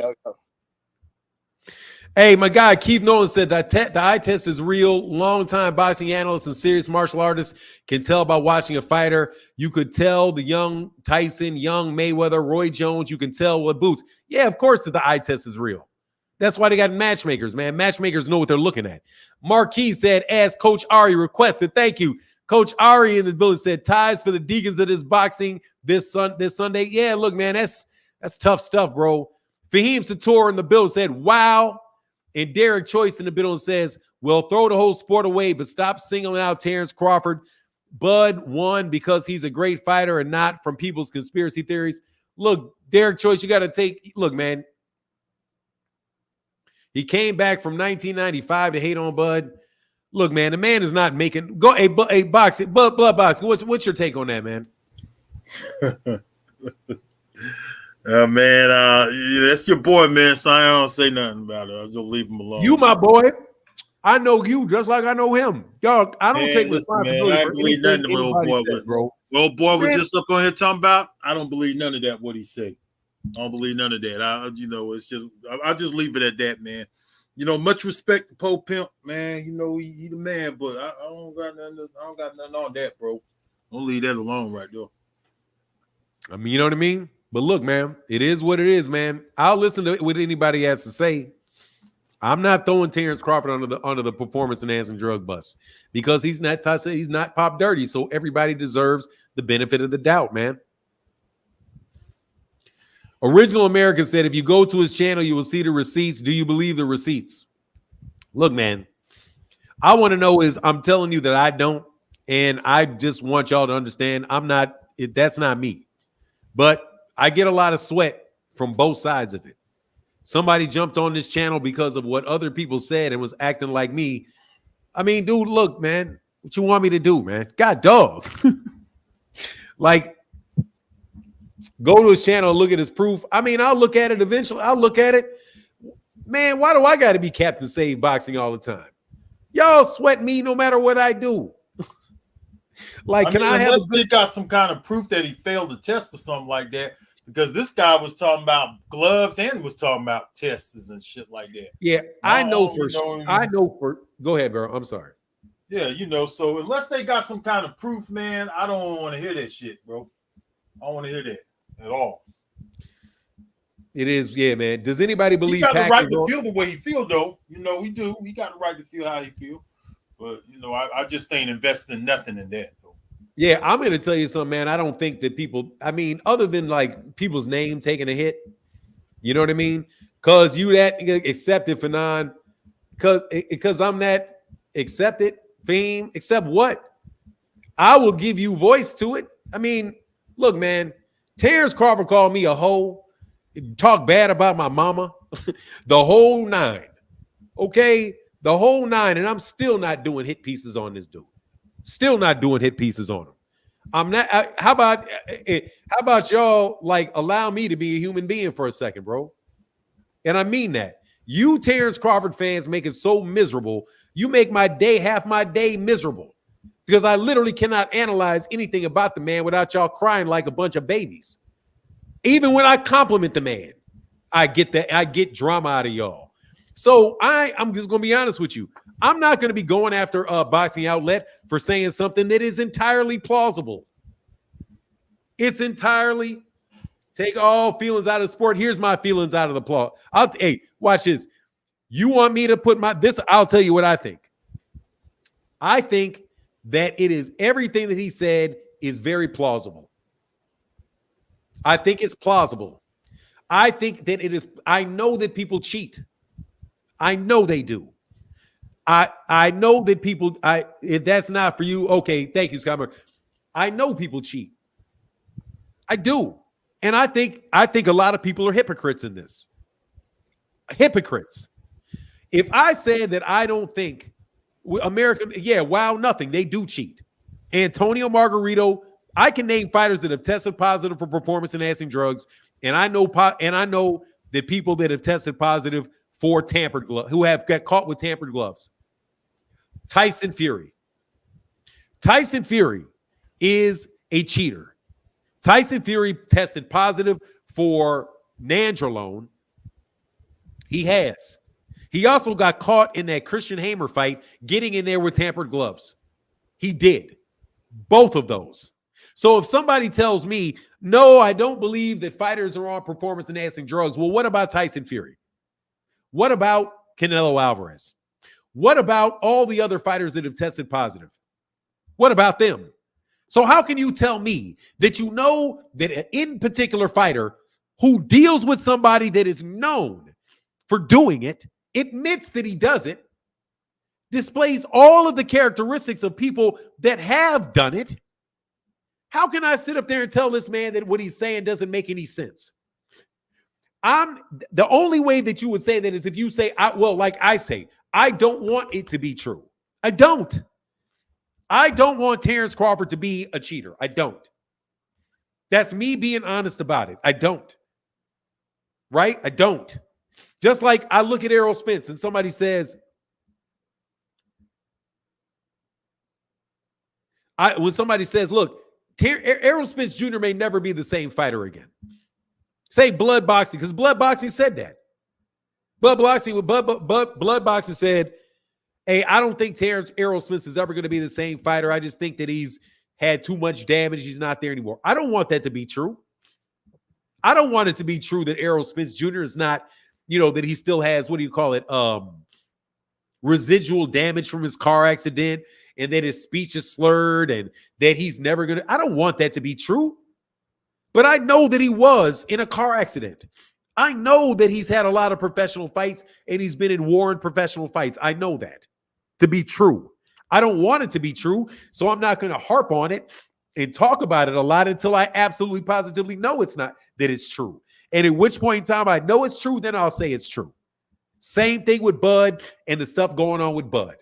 I don't want to believe that Bud is tampered with gloves. I don't want to believe that Bud is a drug cheat. Because to tell you the truth, I've been a fan of Bud for a long time. Longer a Bud. Yeah, you remember Bud when that Julius Ndungo fight was taking place? Oh yeah, man. You remember how me and you were the ones doing videos about Julius Ndungo and talking up that fight like it needs to happen? Yes, sir. I was a big fan of Terence Crawford's. I was a big fan of Terence Crawford's all through his 135-pound division, all through 140 pounds. But just because I said, oh, I think Errol may beat him, all of a sudden I become this gigantic Terence Crawford hater, which I've never been. So the dude, Boxing Outlet, he's actually right about me. And I mean it. That's why when he put my name in a video, I was like, I guess I got to take that one. Because I am turning a blind eye to that. I don't want it to be true. And I'm just being honest with you. I don't want it to be true. Just like if you ask me, did I want Canelo Alvarez being on steroids to be true? I didn't. Because I'm a big Canelo Alvarez fan. But when you pop dirty, what else can you say? And I don't even think that I don't even know if I really even in the argument today with you about Canelo and Mayweather brought that up either. So brought up the steroids. I don't want that stuff to be true. I had a bet with Fahim Sator that Terence Crawford wasn't going to turn the Errol Spence Jr. fight down. Anyway, so yeah, man. I mean, I'm a fan of boxing. I'm not a journalist. I'm a fan of boxing. And no, I do not want to put videos out and that I know will get views. I know they will get views. I know there will be a lot of people. If I put out the same videos that he does, I know full well that I could get 50,000, 60,000, 100,000 views on them. And guess what I don't do? I don't do it. So for everybody that says, oh, you only do these things for clicks and views, F you. If I only did it for clicks and views, I'd do it. You pick your favorite fighters, stop the cap. You can stop talking, Pistol Grip. You can, how about you stop bumping your lips, Pistol Grip? I have my favorite fighters. Yes, I do have my favorite fighters. I do have my favorite fighters. But guess what? I have also fighters that I don't like. Terence Crawford is not one of them. And I don't want to talk about those things. But you think Terence Crawford or anybody at that is going to be, or you think you guys are going to ever like come around and be like, hey, thanks Fernand for not putting that out there. Thanks Fernand for not putting that out there. No, he's never going to do it. You guys are going to come around here and blame me for something I never said. Anyway, we got one more link for anybody else who want to get on. I know we over your time, Blood. Nah, this is a good comment. I'm having fun, man. Yeah, I'm glad you are, man. I'm having a lot of fun on Sunday here. Man, that shit gets old, man, to me. But no, I don't do it. I would do a video just like I didn't like doing videos about Gervonta Davis getting arrested. I did it. I just think all the steroid stuff, until he fails a test, man, I don't got nothing to say about this shit, man. And I'm not going to do it to any of the fighters, really, to be real. You know, until there's some news out there that he failed some kind of test or something like that, man, I don't got nothing to say about it. I mean, there's nothing really you can say. And then they're going to move on. And even if he did, they're going to throw his ass way under the bus. If Terence Crawford pops dirty, they're going to throw Terence Crawford well under the bus. He is absolutely not going to get the Canelo treatment. And no way in the world he's going to get the Tyson Fury treatment. Tyson Fury is a drug cheat. He is actually a drug cheat. Canelo Alvarez is actually a drug cheat. These media people ain't going to do anything about it. There's tests out there to prove it, man. But yeah, there's tests out there to prove it, and the media actually, you know, I don't see. I'm glad that you don't accuse him of it, because there really ain't nothing out there, man, to say that Terence Crawford, other than a few people conspiracy theory, man. That's pretty much about it. Yeah, I mean, it's I don't think that a lot of these fighters could be cheating, bro. I'm pretty sure there's some flying under the radar. You know what I'm saying? I'm sure there's a lot of them. Yeah, not only Terence Crawford, if that was the case, but I just believe that Terence Crawford is a superior fighter to Errol Spence. That's what I believe. Yeah, but that didn't have to be. We'll see when they fight again. Yeah, I mean, we'll see what it is, but you know what's coming next, though. What's that? And to see me watch me be. Ben Davison had a reputation for that, and you got people saying Errol Spence went out there to the UK to work with Ben Davison in the UK. That's what I heard. Yep. And Ben Davison had a reputation for that. I don't know how true it is, but Ben Davison had a reputation as somebody they can do the same. They can do the same things. And here's another thing. The only thing that I would say about Terence Crawford though is, like, if you're gonna do it, why would you pick Victor Conte? Like, there's other people that can do it. It definitely got to be him. Marcus Priest, how can I help you? Hey, how you doing today? I'm doing well, sir. How are you? I'm good. I do have to give you credit. I've been watching your channel for a while now, and you give people a voice on both sides, as far as Terence Crawford fans and people who do think that he's juicing. I'm a fan of boxing first, but I am a Terence Crawford fan. I do like his fighting style. I do like him as a fighter. But it does get annoying because it really all the juicing talk that he's never popped dirty, and especially after the Spence fight, how he dominated Spence. When you talk about him juicing and all this other stuff without him ever popping dirty, it really diminishes his accomplishments. So if you are a fan of his, I think that's why his fans get so irate about it, because basically you're creating, not you, but it's creating conspiracy theories that are unfounded, that he doesn't deserve, and like I said, it diminishes his accomplishments, undeservedly so, and just like you just said, you're a human being, and as a human being, which Terence Crawford is, I mean, that would piss me off too. If I was in his shoes and I've never popped dirty, and I just got these section of people talking to me as if I'm a cheat, when I've never cheated. And I understand that, him dealing with, Victor Conte, and he has a past. He's a convicted felon, but I think most of us know convicted felons, and if you go to prison for something and you do your time and you come out, and you do something else, then it is what it is, but he has, like I said before, Snack has a lot of fighters, and seemed like Bud's name is the only one that really comes up, as being dirty. Boots' name never come up. Haney's name never comes up. Garcia's name never came up when he was fighting, so it's just like it's a Bud fest, and that's just weird to me. I really don't understand it. I've heard like this gentleman from Syracuse, who comes on your channel quite frequently, who talks about Bud specifically. Yeah, not you. Yeah, who talks about Bud exclusively as far as him having a turtleback and, his body's changed and, what I'm saying, this, that, and the other, whatever. Like I said, and I don't want to sound redundant, until proof comes out, like you said, you don't want to believe it, but, if it's out there like that, then, I think some proof would have came out. Tyson Fury is a known cheat.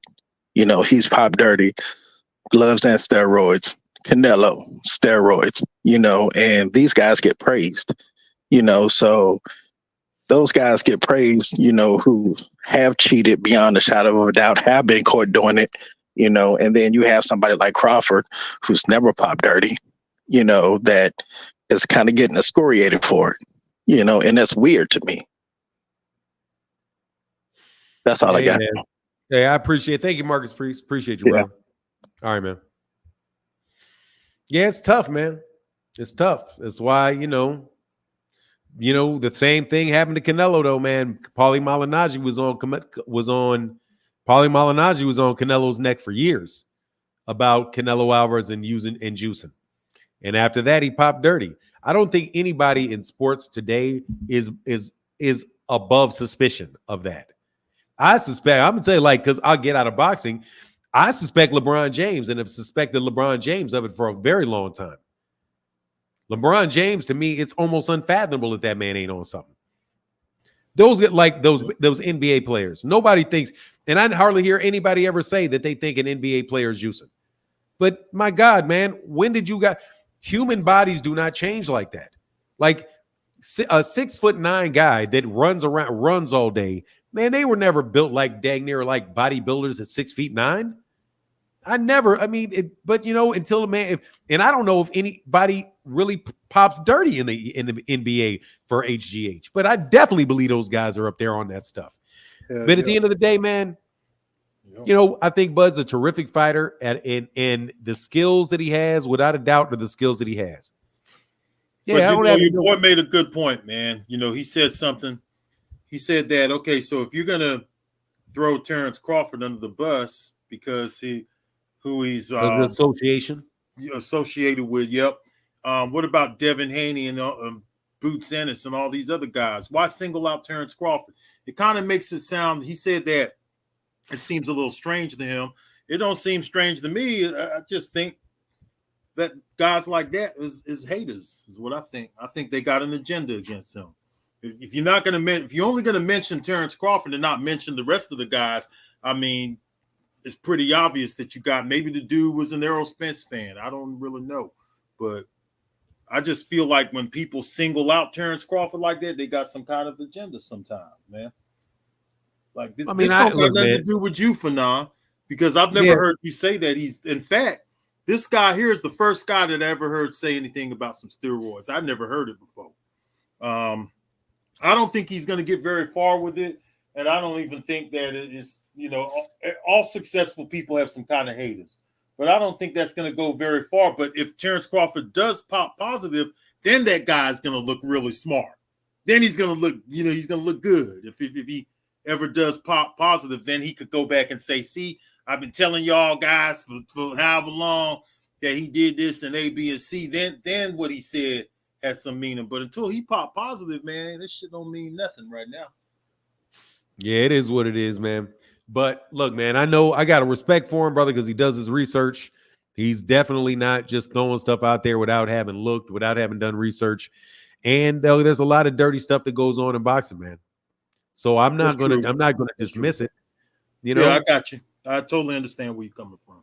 You know, but at the same time, man, you know, Terence Crawford's from the Midwest.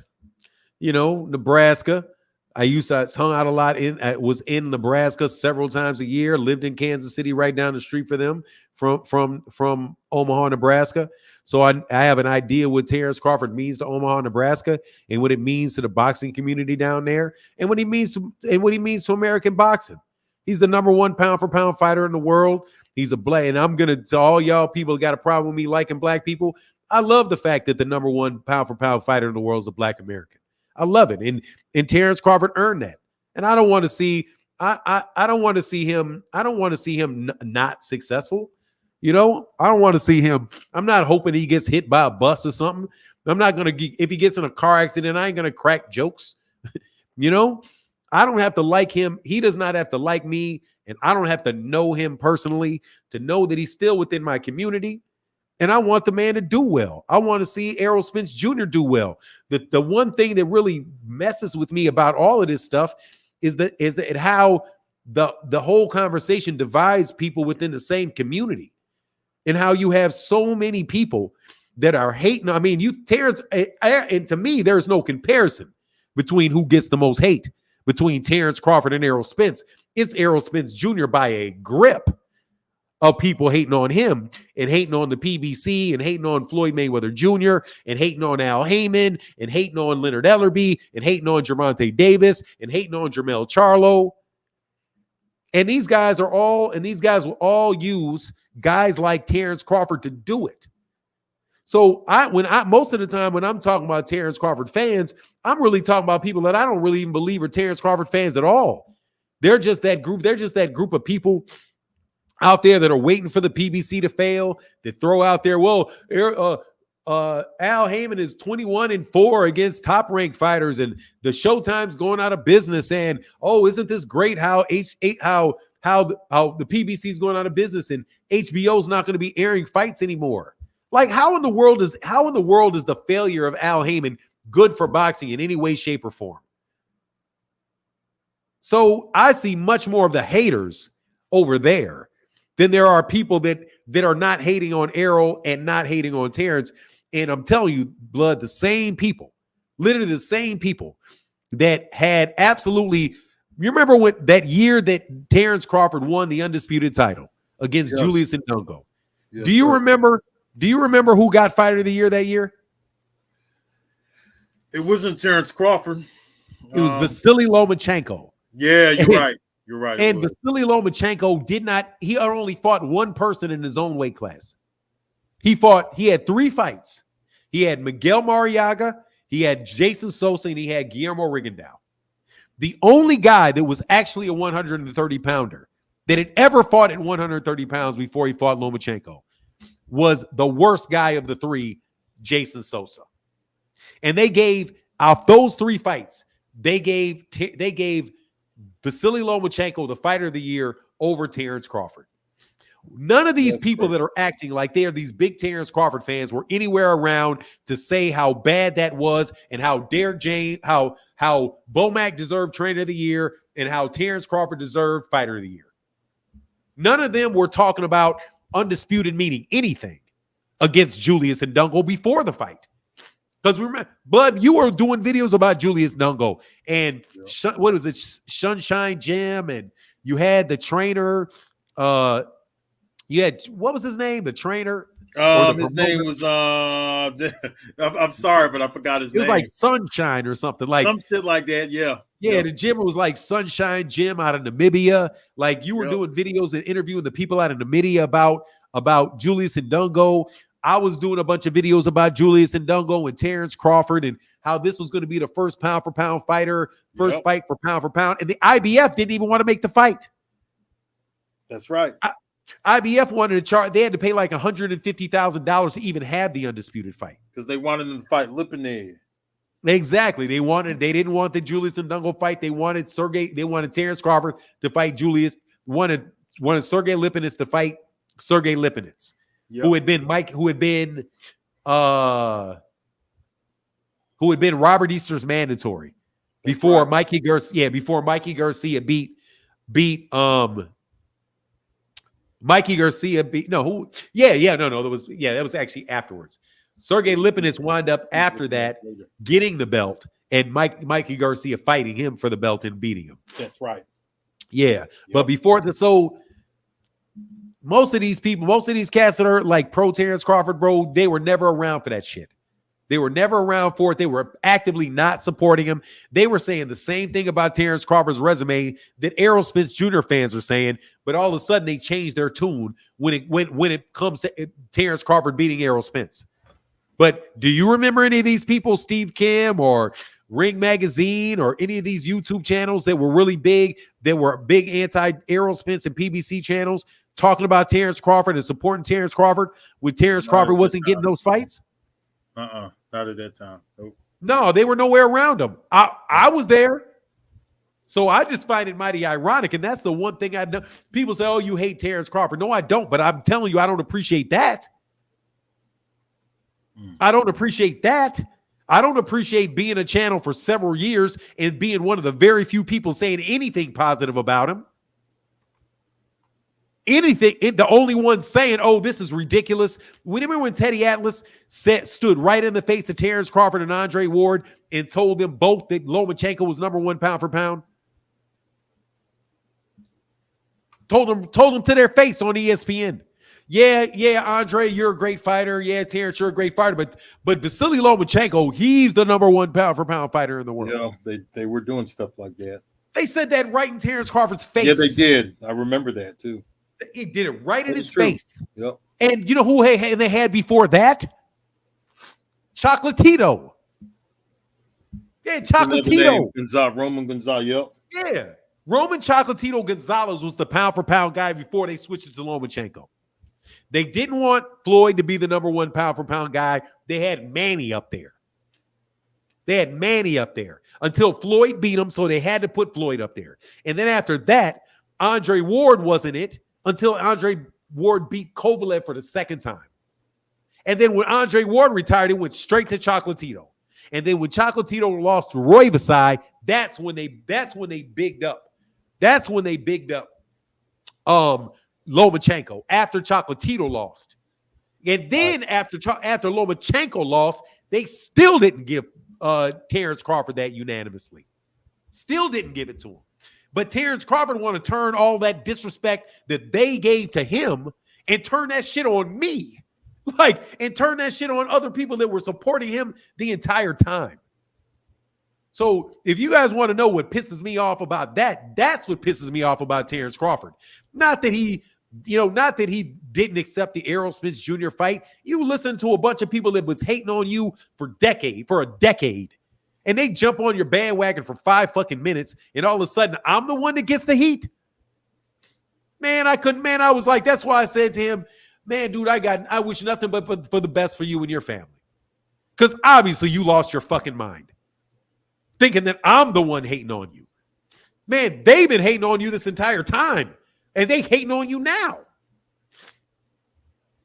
Abdul Aziz, how can I help you, man? You the last caller. What's up? You're a bougie looking ass faggot. You don't know how to box shit, nigga. Hey, Blood, why you gonna let that man talk to you like that, Blood? He ain't talking to me. Shit. He must be talking to you. He must be talking to. Who's it you talking to, homie? Who you talking to, man? Who you talking to, boy? You think you're a boxer?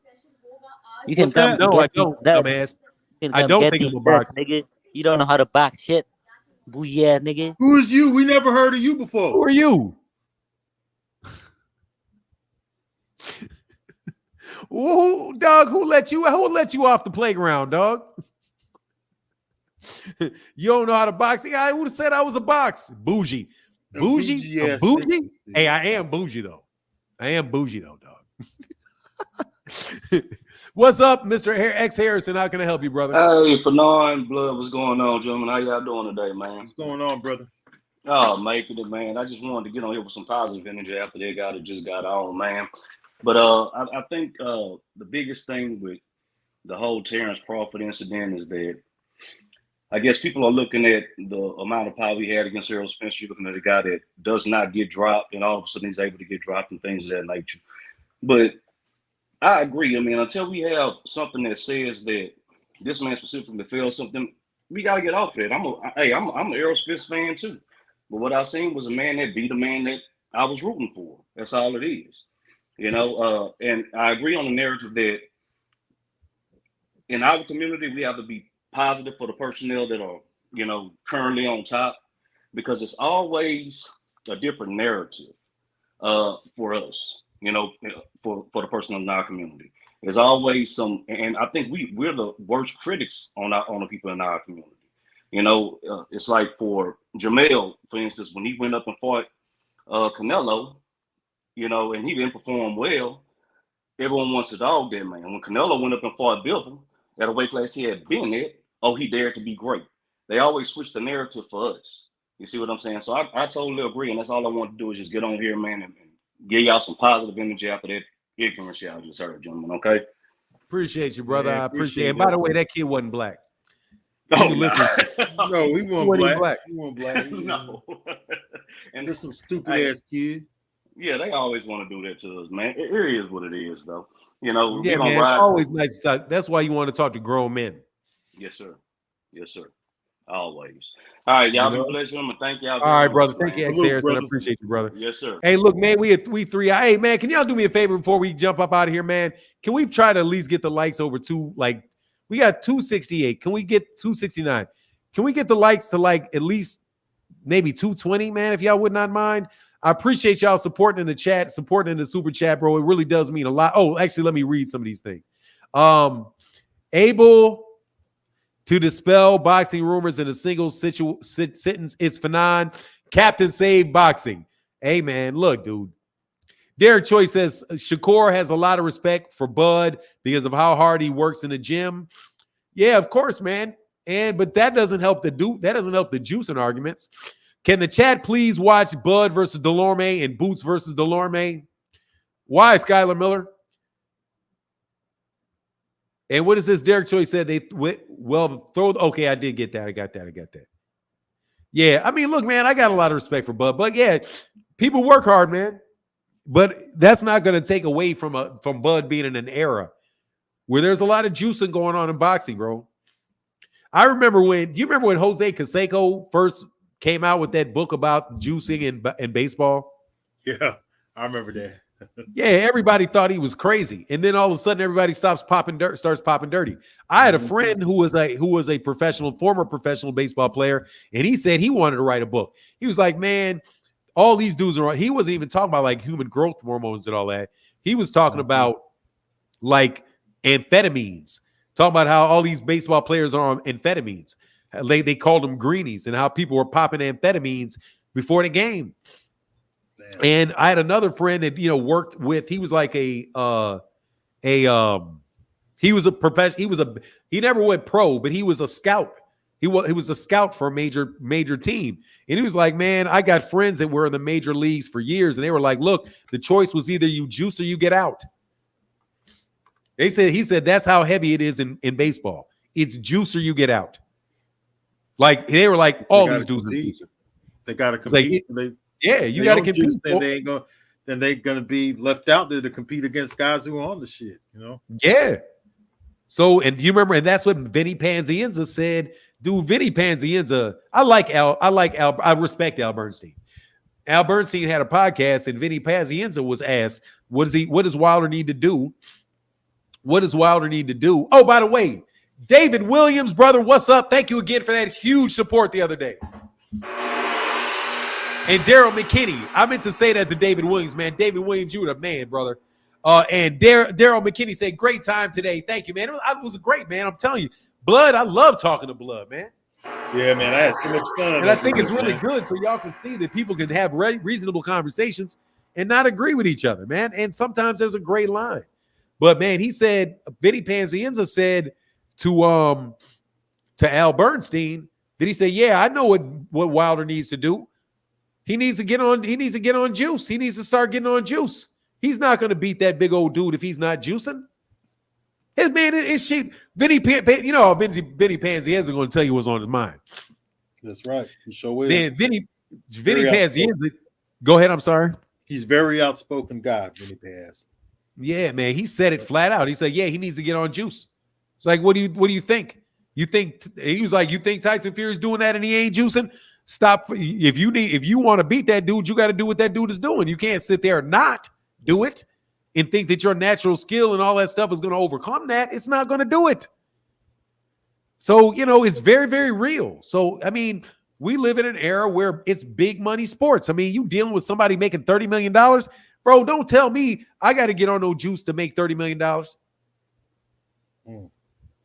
million? Exactly. And I got to do what?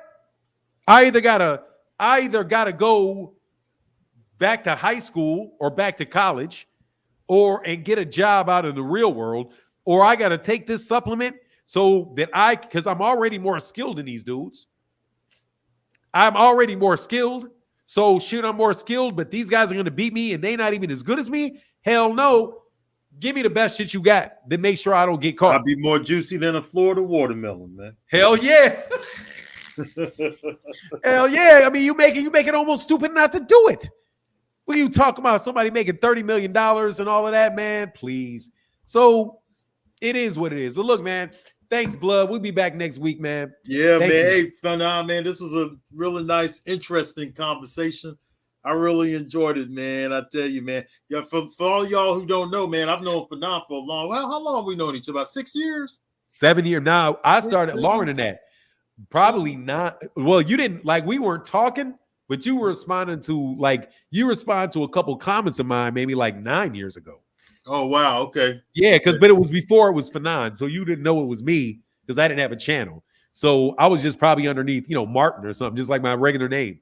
But you came through and helped me in the heavyweight series. It was me, you, Curtis Anderson, Mr. Boxing Today too. We had that conversation. I was the first person to actually see Fanon on camera, because Fanon used to use a Joe Louis avatar. So I was the first one who actually got to see Fanon. And it was a lot of fun. And that had to be a long whiles back. I know that had to be 7 years ago, right? Yes, sir. And I remember you were talking about, man. So we go back a long way, and I've always loved talking to Fanon, man. And I don't always agree with Fanon, but when we sit down and we have a conversation, he's a fun individual and boxing fan to have a convo with. And I really appreciate you, man. I'll see you next week, big bro. One love. For sure, brother. Peace. Get back with you, man. We'll do it. Right. All right, y'all. Y'all have a wonderful, wonderful weekend. Man, I'm gonna check these likes one more time, bro, because we got it over 215. So thank you. Salute, man. Yeah, man. We ain't gotta hear before I get off. Let me say this, dude. All these YouTube, man, we ain't gotta be sitting up there calling each other all kind of fag nons and all that stuff y'all do, man. It's not even necessary. Blood boxing is on. If we're talking about like different spectrums and viewpoints, but blood boxing is not on the same. Man, he doesn't think just like I think. He doesn't come to the same conclusions that I think. And you ain't got to do all of this childish crap y'all doing. All this childishness.